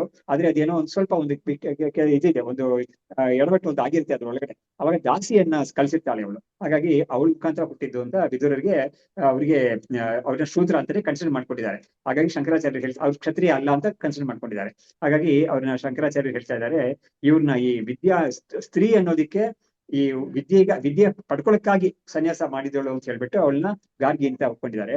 ವಿದ್ಯೆ ಫಲವಾಗಿರೋ ಆತ್ಮಜ್ಞಾನ ಬಂದಿರೋರು ಅಂತ ಹೇಳ್ಬಿಟ್ಟು ವಿದುರನ್ನು ಒಪ್ಕೊಂಡಿದ್ದಾರೆ ಅಂತ ಒಂದು ಪ್ರಸಂಗವಶಾತ್ ಹೇಳಿದ್ರು ಅಷ್ಟೇ. ಆಮೇಲೆ ಪುತ್ರೇಶನೇತಿ ಪುತ್ರಾರ್ಥಂ ದಾರ ಸ್ವೀಕಾರ ವಾಂಚನಂ ಕರ್ಮಣಾಂ ಸಾಧನೆ ವಿತ್ತೆ ತೃಷ್ಣ ವಿತ್ತೈಷಣ ಮತ. ಇವಾಗ ಈ ಪುತ್ರೈಷಣ, ಲೋಕೇಶಣ, ವಿತ್ತೈಷಣ ಅಂತ ಮೂರು ಲಕ್ಷಣ ಇದೆಯಲ್ಲ. ಯಶನ ಅಂದ್ರೆ ಇಚ್ಛೆ ಅಂತ, ಪುತ್ರ, ಆಮೇಲೆ ವಿತ್ತ ಅಂದ್ರೆ ಹಣ, ಆಮೇಲೆ ಲೋಕ ಅಂದ್ರೆ ಯಾವುದೇ ಒಂದು ಲೋಕಕ್ಕೆ ಹೋಗ್ಬೇಕು ಅಂತ. ಸೊ ಒಬ್ನಿಗೆ ಪುತ್ರನ ಮೇಲೆ ಯಾತಿಗೆ ಇಚ್ಛೆ ಅಂತ ಹೇಳಿದ್ರೆ, ಆ ಪುತ್ರನ ಮುಖಾಂತರ ಅವನು ಕೆಲವು ಲೋಕಗಳೆಲ್ಲ ಅನುಭವಿಸ್ಬೋದು ಅನ್ನೋ ಕಾರಣಕ್ಕಾಗಿ ಅದು.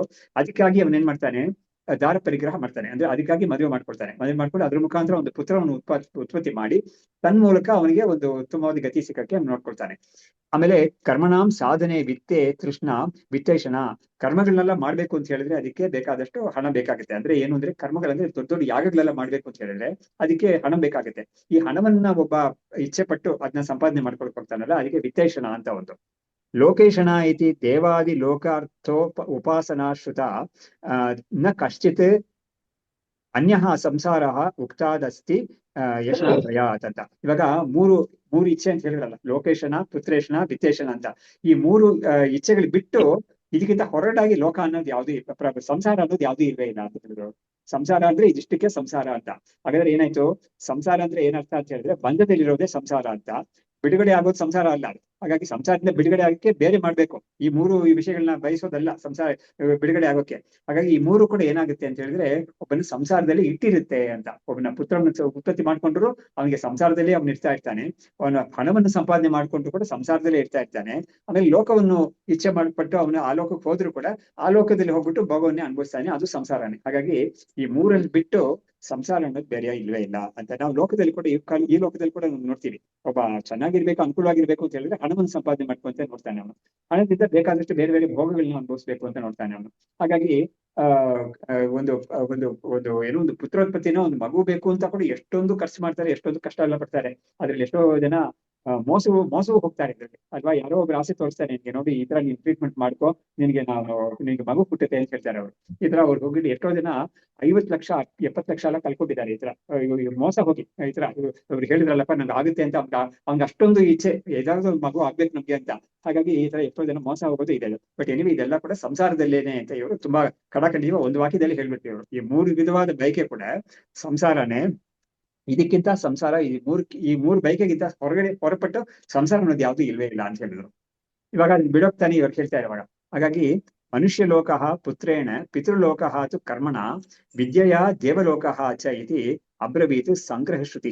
ಇವಾಗ ಏನಿರುತ್ತೆ, ಪುತ್ರನಿಂದ ಮನುಷ್ಯ ಲೋಕ ಅನ್ನೋದು ಅವನಿಗೆ ಪ್ರಾಪ್ತಿ ಆಗುತ್ತೆ. ಆಮೇಲೆ ಪಿತೃಗಳಿಂದ ಅವನು ಪಿತೃಲೋಕ ಅನ್ನೋದು ಕರ್ಮಗಳು ಮಾಡೋದ್ರಿಂದ ಪಿತೃಲೋಕ ಅನ್ನೋದು ಪ್ರಾಪ್ತಿ ಆಗುತ್ತೆ.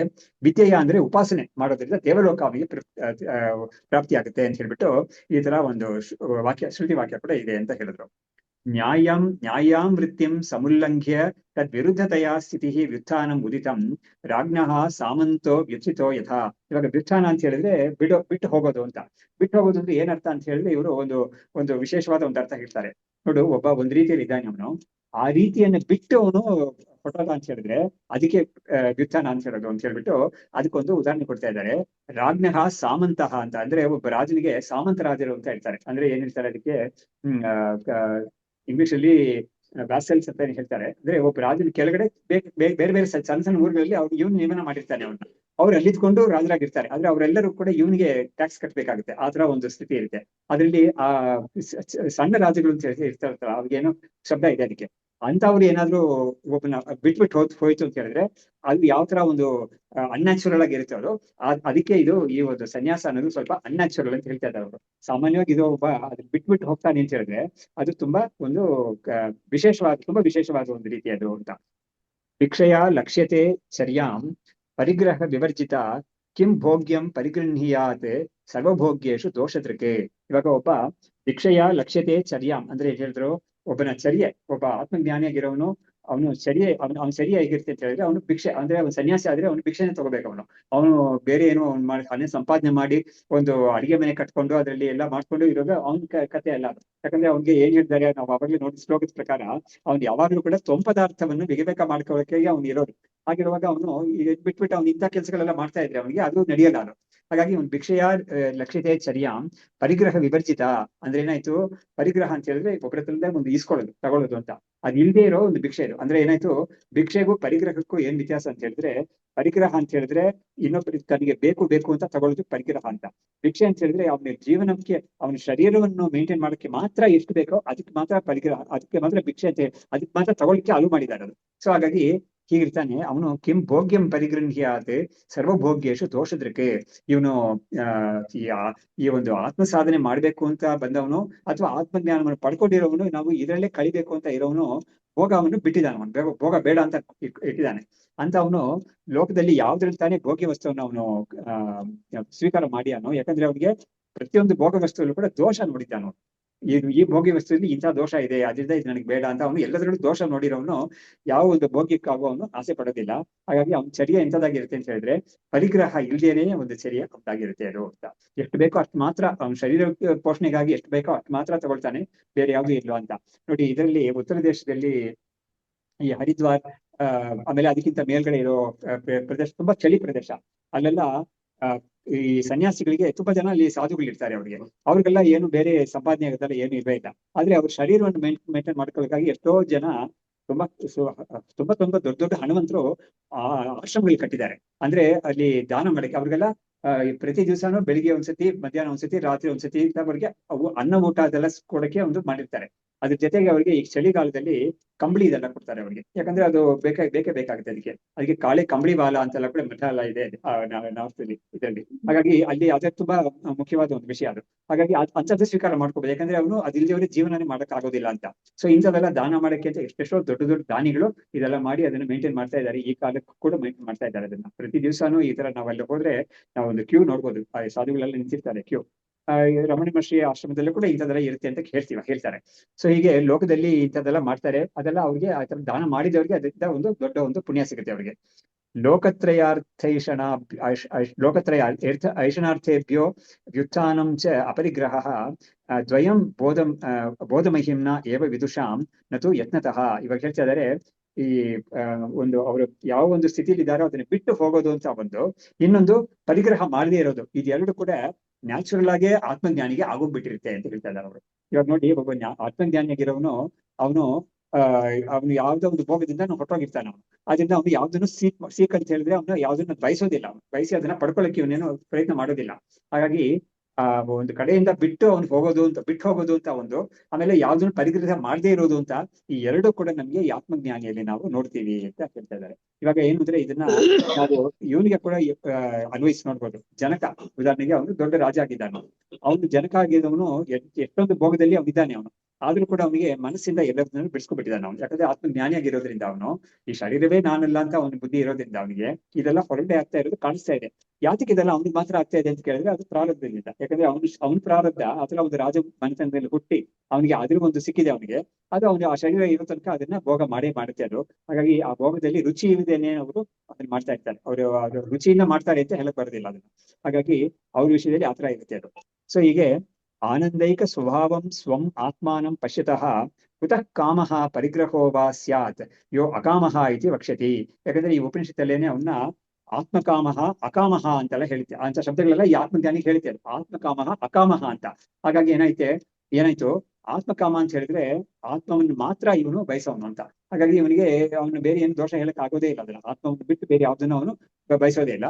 ಅಕಾಮಹ ಅಂತ ಹೇಳಿದ್ರೆ ಅವನು ಬೇರೆ ಯಾವ ವಿಷಯದಲ್ಲೂ ಕಾಮನೆ ಇಲ್ಲದೆ ಇರೋನು ಅಂತ. ಹಾಗಾಗಿ ಆತ್ಮಕಾಮ ಅಕಾಮಹ ಅದೆಲ್ಲವೂ ಕೂಡ ಇಂತಹ ಒಂದು ಆತ್ಮಜ್ಞಾನಿಗೆ ಅಪರೋಕ್ಷ ಜ್ಞಾನಿಗೆ ಇರೋ ಶಬ್ದಗಳು ಉಪನಿಷತ್ತಲ್ಲಿ ಬರೋದು. ಅದಕ್ಕಾಗಿ ಅದಕ್ಕೆ ಒಂದೊಂದಕ್ಕೂ ಅರ್ಥ ಕೊಡ್ತಾ ಇದ್ದಾರೆ ಇವರು. ಆನಂದೈಕ ಸ್ವಭಾವಂ ಸ್ವಂ ಆತ್ಮಾನಂ ಪಶ್ಯತಃ, ಸ್ವರೂಪವನ್ನ ಆನಂದ ಸ್ವರೂಪವೇ ಇದು ಅಂತ ತಿಳ್ಕೊಂಡಿರೋವನಿಗೆ ಹೊರಗಡೆಯಿಂದ ಒಂದು ವಸ್ತುವಿಂದ ಆನಂದ ಪಡಿಬೇಕು ಅಂತ ಇಲ್ವೇ ಇಲ್ಲ ಅವನಿಗೆ. ಅದರಿಂದಲೇ ಇವರಿಗೆ ಆತ್ಮನ್ಯೇವ ಆತ್ಮನ ತುಷ್ಟ ಸ್ಥಿತಪ್ರಜ್ಞಸ್ಥ ದೋಚ್ಯತೆ ಅಂತ ನಮ್ಗೆ ಗೀತೆಯಲ್ಲಿ 2ನೇ ಅಧ್ಯಾಯದಲ್ಲಿ ಬರ್ತಲ್ಲ. ಅವಾಗ ಪ್ರಜಹಾತಿ ಯದಾ ಕಾಮಾನ್ ಅಲ್ಲೂ ಕೂಡ ಇದೆ ಬಂದ್ಬಿಡ್ತು. ಹಾಗಾಗಿ ಅದಕ್ಕೆ ಉಪನಿಷತ್ತಿನ ಗೀತೆಯನ್ನ ಉಪನಿಷತ್ತಿನ ಸಾರ ಅಂತ ಹೇಳ್ತಾರೆ. ಅದ್ರಲ್ಲಿ ನೀವು ನೋಡ್ತಾ ಬಂದ್ರೆ ನಮಗೆ ಶಬ್ದಗಳೆಲ್ಲ ನೋಡ್ತಾ ಬಂದ್ರೆ ಕೂಡ ನಮ್ಗೆ ಗೊತ್ತಾಗುತ್ತೆ. ಕಠೋಪನಿಷತ್ತಿಂದ ಆಮೇಲೆ ಬೃಹದಾರಣ್ಯಕದಿಂದ ಇಂಥ ಕಡೆ ಎಲ್ಲ ತಗೊಂಡಿದ್ದಾರೆ ಅಂತ ನಮ್ಗೆ ಚೆನ್ನಾಗಿ ಶಬ್ದಗಳಿಂದ ಗೊತ್ತಾಗುತ್ತೆ. ಆ ಶ್ಲೋಕ ಇವಾಗ ಹೇಳಿದ ಶ್ಲೋಕ ಕೂಡ ಅದೇನೆ. ಪ್ರಜಹಾತಿ ಯದಾ ಕಾಮಾನ್ ಸರ್ವಾನ್ ಕಾಮಾನ್ ಮನೋಗತಾನ್ ಆತ್ಮನಿಯೇವ ಆತ್ಮನ ತುಷ್ಟ ಅಂತ ಹೇಳಿದ್ರೆ ಅದು ಆತ್ಮನಲ್ಲೇ ಅವನಿಗೆ ತುಷ್ಟಿ ಇದೆ, ಸಂತೋಷ ಇದೆ. ಅಂದ್ರೆ ಈ ಆತ್ಮ ಆನಂದೈಕ ಸ್ವಭಾವಂ ಸ್ವಂ ಆತ್ಮಾನಂ ಪಶ್ಯತಃ ಕುತಃ ಕಾಮಃ ಪರಿಗ್ರಹೋ ವಾ ಸ್ಯಾತ್. ಅದರಿಂದ ಅವನಿಗೆ ಯಾವುದೇ ಒಂದು ವಿಷಯದಲ್ಲಿ ಬಯಕೆನೂ ಬರೋದಿಲ್ಲ. ಬಯಕೆ ಬಂದ್ರೆ ತಾನೇ ಅವಶ್ಯ ನಮ್ಗೆ ಬೇಕು ಅಂತ ಯಾರು ಕೊಟ್ರೆ ಅದನ್ನ ಅಥವಾ ಕೊಡೋಕೆ ಇವನೇ ಸ್ವೀಕಾರ ಮಾಡ್ಕೊಳ್ಳಿಕ್ಕೆ ಪ್ರಯತ್ನ ಮಾಡ್ತಾನೆ. ಅದು ಯಾವ್ದು ಇರೋದೇ ಇಲ್ಲ. ಹಾಗಾಗಿ ಇದು ಅಕಾಮಹ ಇತಿ ವಕ್ಷ್ಯತಿ ಅಂತ ಅವನ್ನ ಕಾಮನೆ ಇಲ್ದೇ ಇರೋನು ಅಕಾಮಹ ಅಂತಾನೆ ಶ್ರುತಿನೇ ಅವನಿಗೆ ಒಂದು ಹೆಸರು ಕೊಡ್ತಾ ಇದೆ.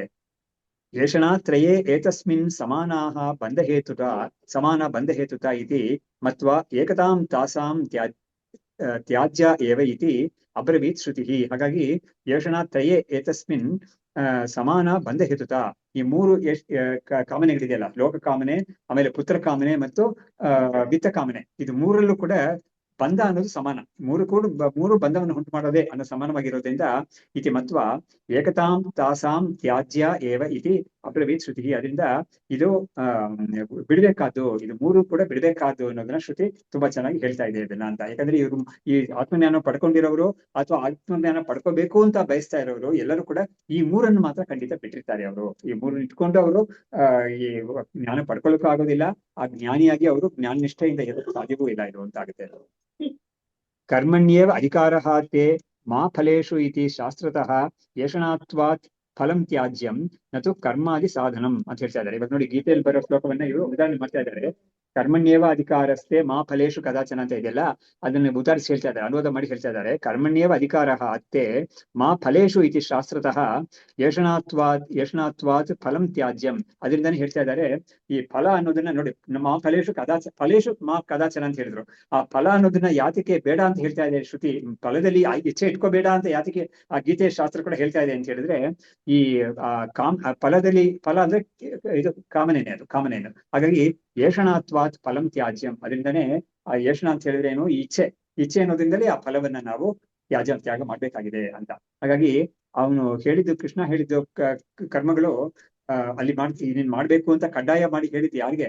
ಅರ್ಜುನನಿಗೆ ಯುದ್ಧ ಮಾಡೋದು ನಿನಗೆ ಸ್ವಧರ್ಮ ಅಂತ ಹೇಳ್ತಾ ಇದ್ದಾನೆ.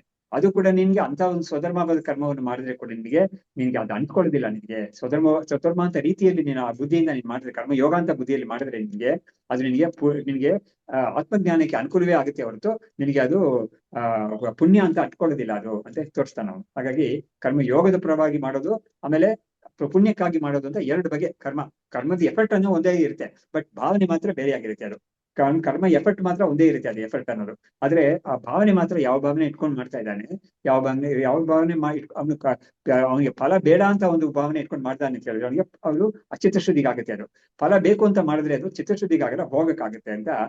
ಎಫರ್ಟ್ ಏನೋ ಒಂದೇನೆ. ಈ ತರ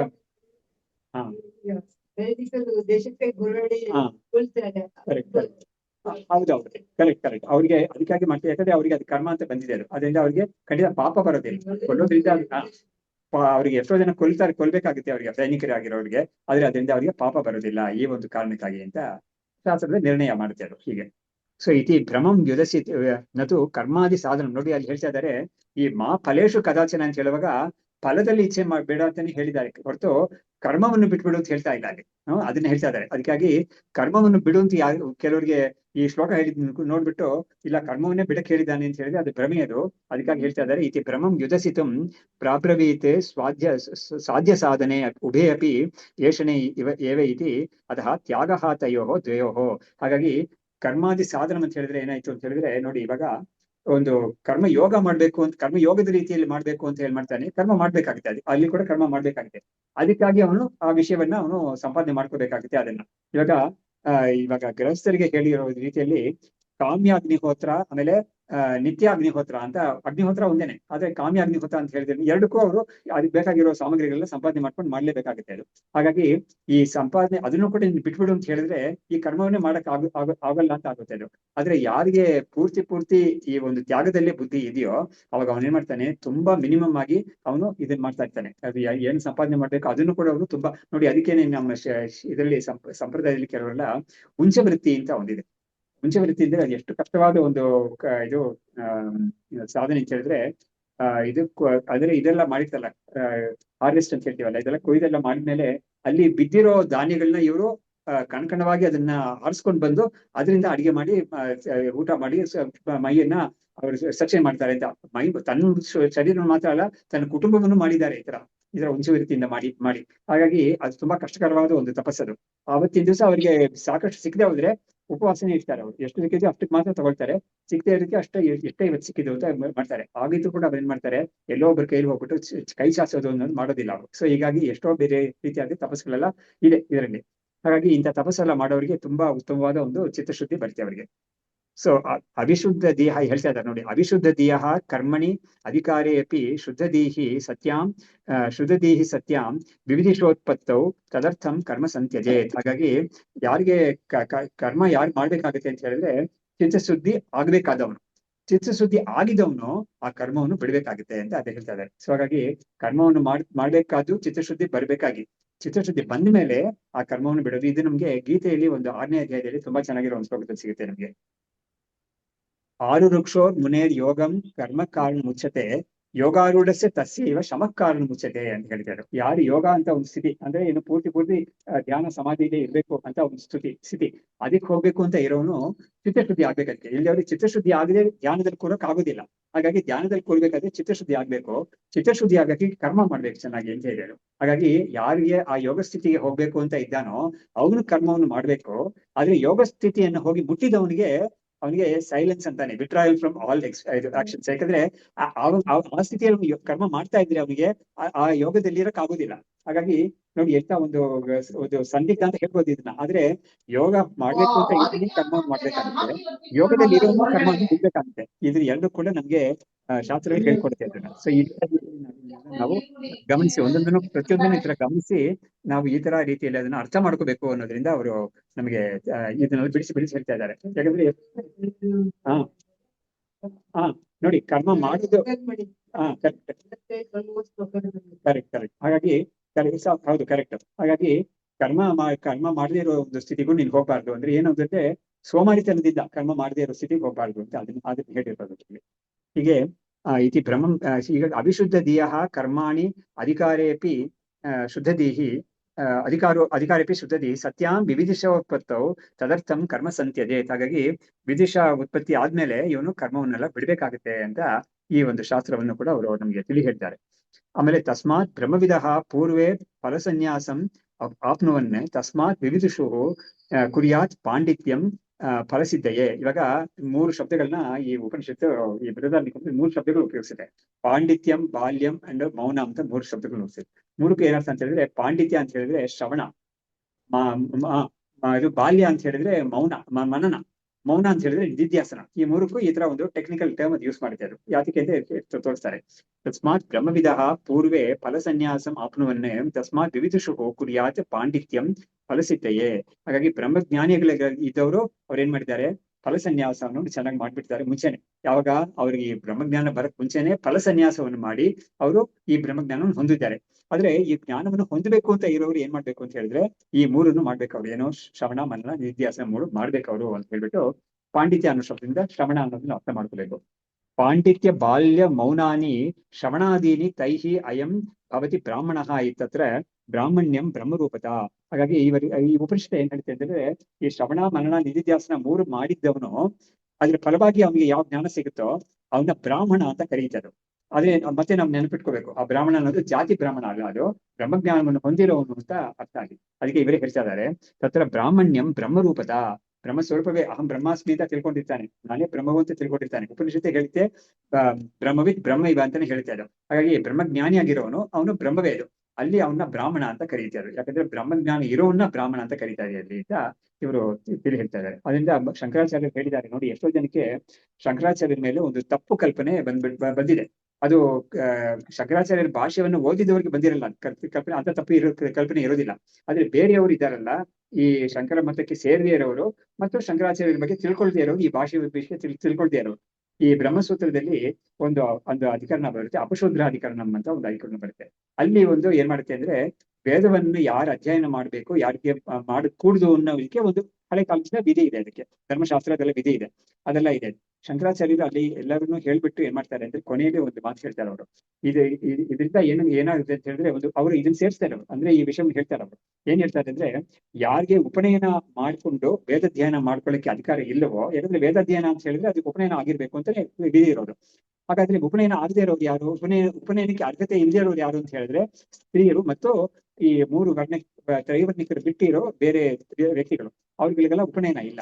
ಅದರಿಂದ ಅವ್ರಿಗೆ ವೇದವನ್ನ ಡೈರೆಕ್ಟ್ಗೆ ಅಧ್ಯಯನ ಮಾಡಂಗೆ ಅಧಿಕಾರ ಇಲ್ಲ ಅವ್ರಿಗೆ. ಅವಾಗ ಏನ್ ಹೇಳ್ತಾರೆ ಅಂತ ಹೇಳಿದ್ರೆ, ಹಾಗಾದ್ರೆ ಅವ್ರಿಗೆ ಆತ್ಮಜ್ಞಾನ ಇಲ್ವೇ ಇಲ್ವಾ ಅಂತ ಈ ವಿಷಯಕ್ಕೆ ನಾನು ಹೇಳಿದೆ. ನಾನು ಬೇರೆ ಕೆಲವರು ಏನ್ ಮಾಡ್ತಾರೆ ಅಂದ್ರೆ, ಶಂಕರಾಚಾರ್ಯರ ಭಾಷೆಯನ್ನು ನೋಡ್ದೆ ಅಥವಾ ಶಂಕರಾಚಾರ್ಯರ ಬಗ್ಗೆ ಈ ವಿಷಯವನ್ನು ತಿಳ್ಕೊಳ್ದೆ ಏನ್ ಮಾಡ್ತಾರೆ ಅಂದ್ರೆ, ಓಹೋ ಶಂಕರಾಚಾರ್ಯರ ಮತದಲ್ಲಿ ಸ್ತ್ರೀಯರಿಗೆ ಬ್ರಾಹ್ಮಣರಾಗಿರೋರು ಮಾತ್ರನೇ ಬ್ರಹ್ಮಜ್ಞಾನ ಬರೋದು, ಅವ್ರಿಗೆ ಮಾತ್ರ ಮೋಕ್ಷ ಅಂತ ಅಷ್ಟರ ಹೇಳ್ತಾರೆ.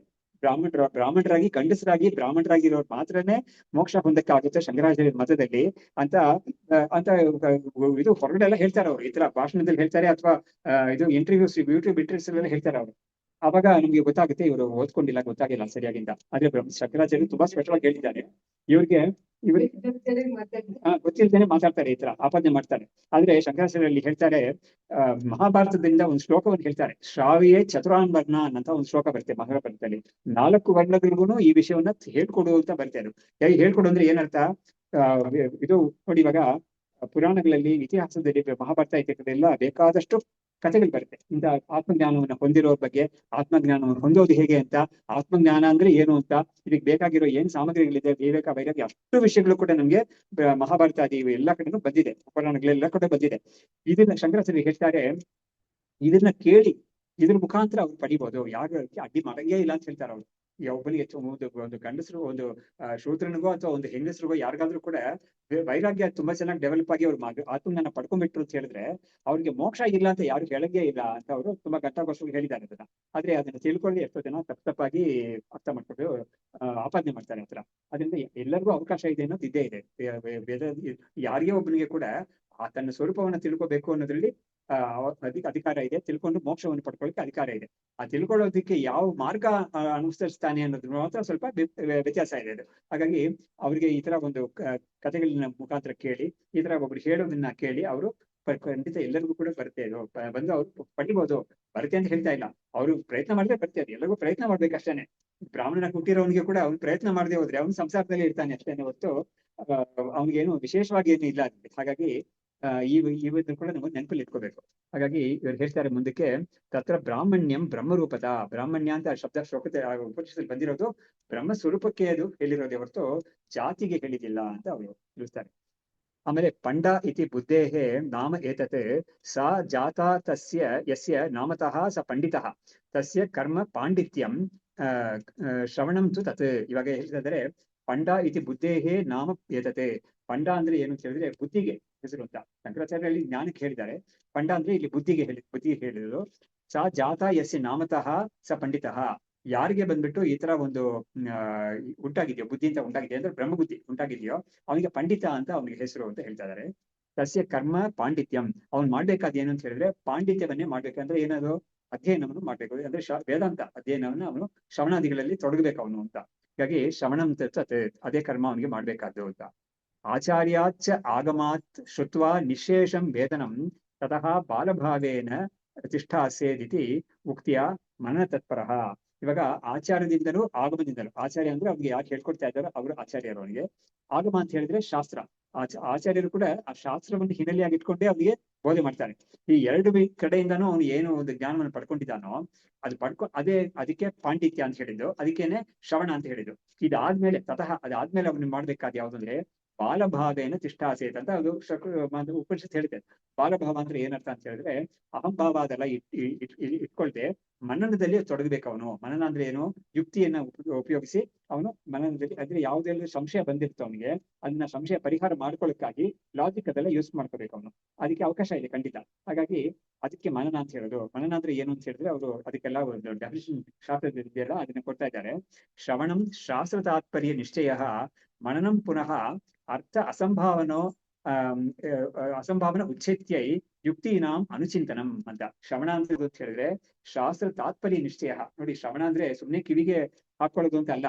ಕಿವಿಗೆ ಮಾತ್ರ ಹಾಕೊಳ್ಬಾರ್ದು ಅದನ್ನ. ಕಿವಿಗಿದ್ದಾದ್ರೂ ಮನಸ್ಸಿಗೆ ಹೋಗ್ಬೇಕು. ಅದು ಅವನಿಗೆ ಧಾರಣೆ ಮಾಡ್ಬೇಕು. ಅದನ್ನ ಮನಸ್ಸಿಗೆ ಹೋಗ್ಬೇಕು ಅಂದ್ರೆ ಅದು ಅವನಿಗೆ ಕಿವಿಗೆ ಹಾಕೊಂಡಿದ್ ವಿಷಯ ಅದರಲ್ಲಿ ಸಂಶಯ ಎಷ್ಟೋ ಬರ್ಬೋದು. ಹಾಗಾಗಿ ಆ ಸಂಶಯವನ್ನ ಪರಿಹಾರ ಮಾಡ್ಕೊಂಡು ಇದೇ ತೀರ್ಮಾನ ಇದಕ್ಕೆ ಅಂತ ತಿಳ್ಕೊಂಡಿದ್ಯಲ್ಲ, ಅದು ಶ್ರವಣ ಅಂತ.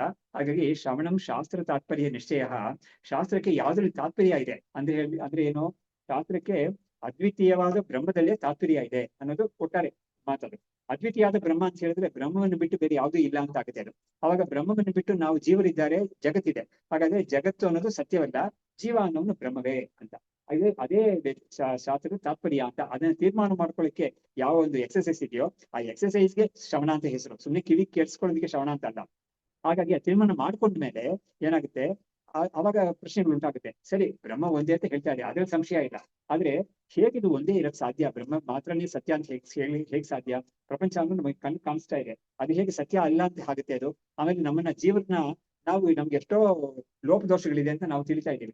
ಅಂತ ಜೀವನ ಹೋಗಿ ಬ್ರಹ್ಮ ಅಂತ ಹೇಳ್ತಾ ಇದೆಯಲ್ಲ, ಇದು ಹೇಗ್ ಸಾಧ್ಯ ಅಂತೆಲ್ಲ ಪ್ರಶ್ನೆ ಬರುತ್ತೆ. ಈ ಪ್ರಶ್ನೆಗಳಿಗೆಲ್ಲ ನಾವು ಉತ್ತರ ಕಂಡ್ಕೋಬೇಕು.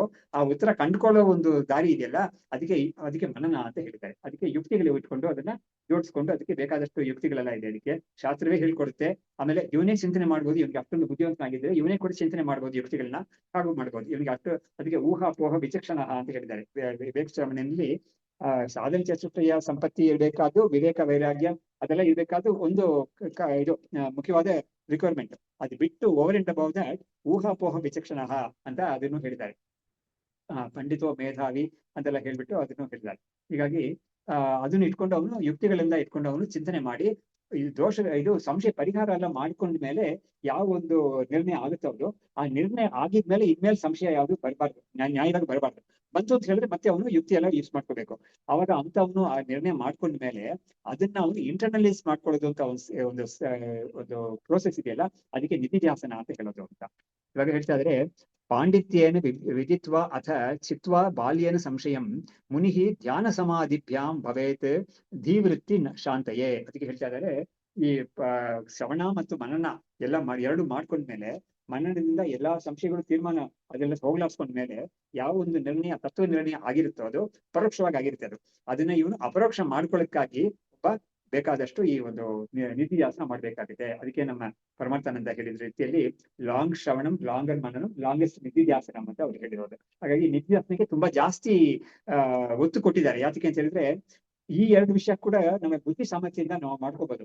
ಬಟ್ ಈ ಒಂದು ನಿಧಿಧ್ಯಾಸನ ಇದೆಯಾಗ ಅದಕ್ಕೆ ಬುದ್ಧಿಯ ಒಂದು ಅಷ್ಟೊಂದು ಕೆಲಸ ಇಲ್ಲ. ಅದಕ್ಕೆ ಅಲ್ಲಿ ಇರೋದು ಮನಸ್ಸನ್ನ ಶಮನ ಮಾಡೋದು, ಮನಸ್ಸನ್ನ ಶಾಂತಿ ಮಾಡ್ಕೊಳ್ಳೋದಕ್ಕೆ ಅಲ್ಲಿ ತುಂಬಾ ಕೆಲಸ ಆಗುತ್ತೆ. ಯಾಕಂದ್ರೆ ಎಷ್ಟೋ ಜನ್ಮಾಂತರವಾಗಿ ನಾವೇನ್ ಮಾಡಿದ್ದೀವಿ, ನಾವು ಅಲ್ಲದೆ ಇದನ್ನ ನಾವು ಅಂತ ತಿಳ್ಕೊಂಡ್ಬಿಟ್ಟಿದೀವಿ. ಅದು ತುಂಬಾ ಆಳವಾಗಿ ನಾಟಿದೆ ಒಳಗಡೆ ಹೋಗಿ.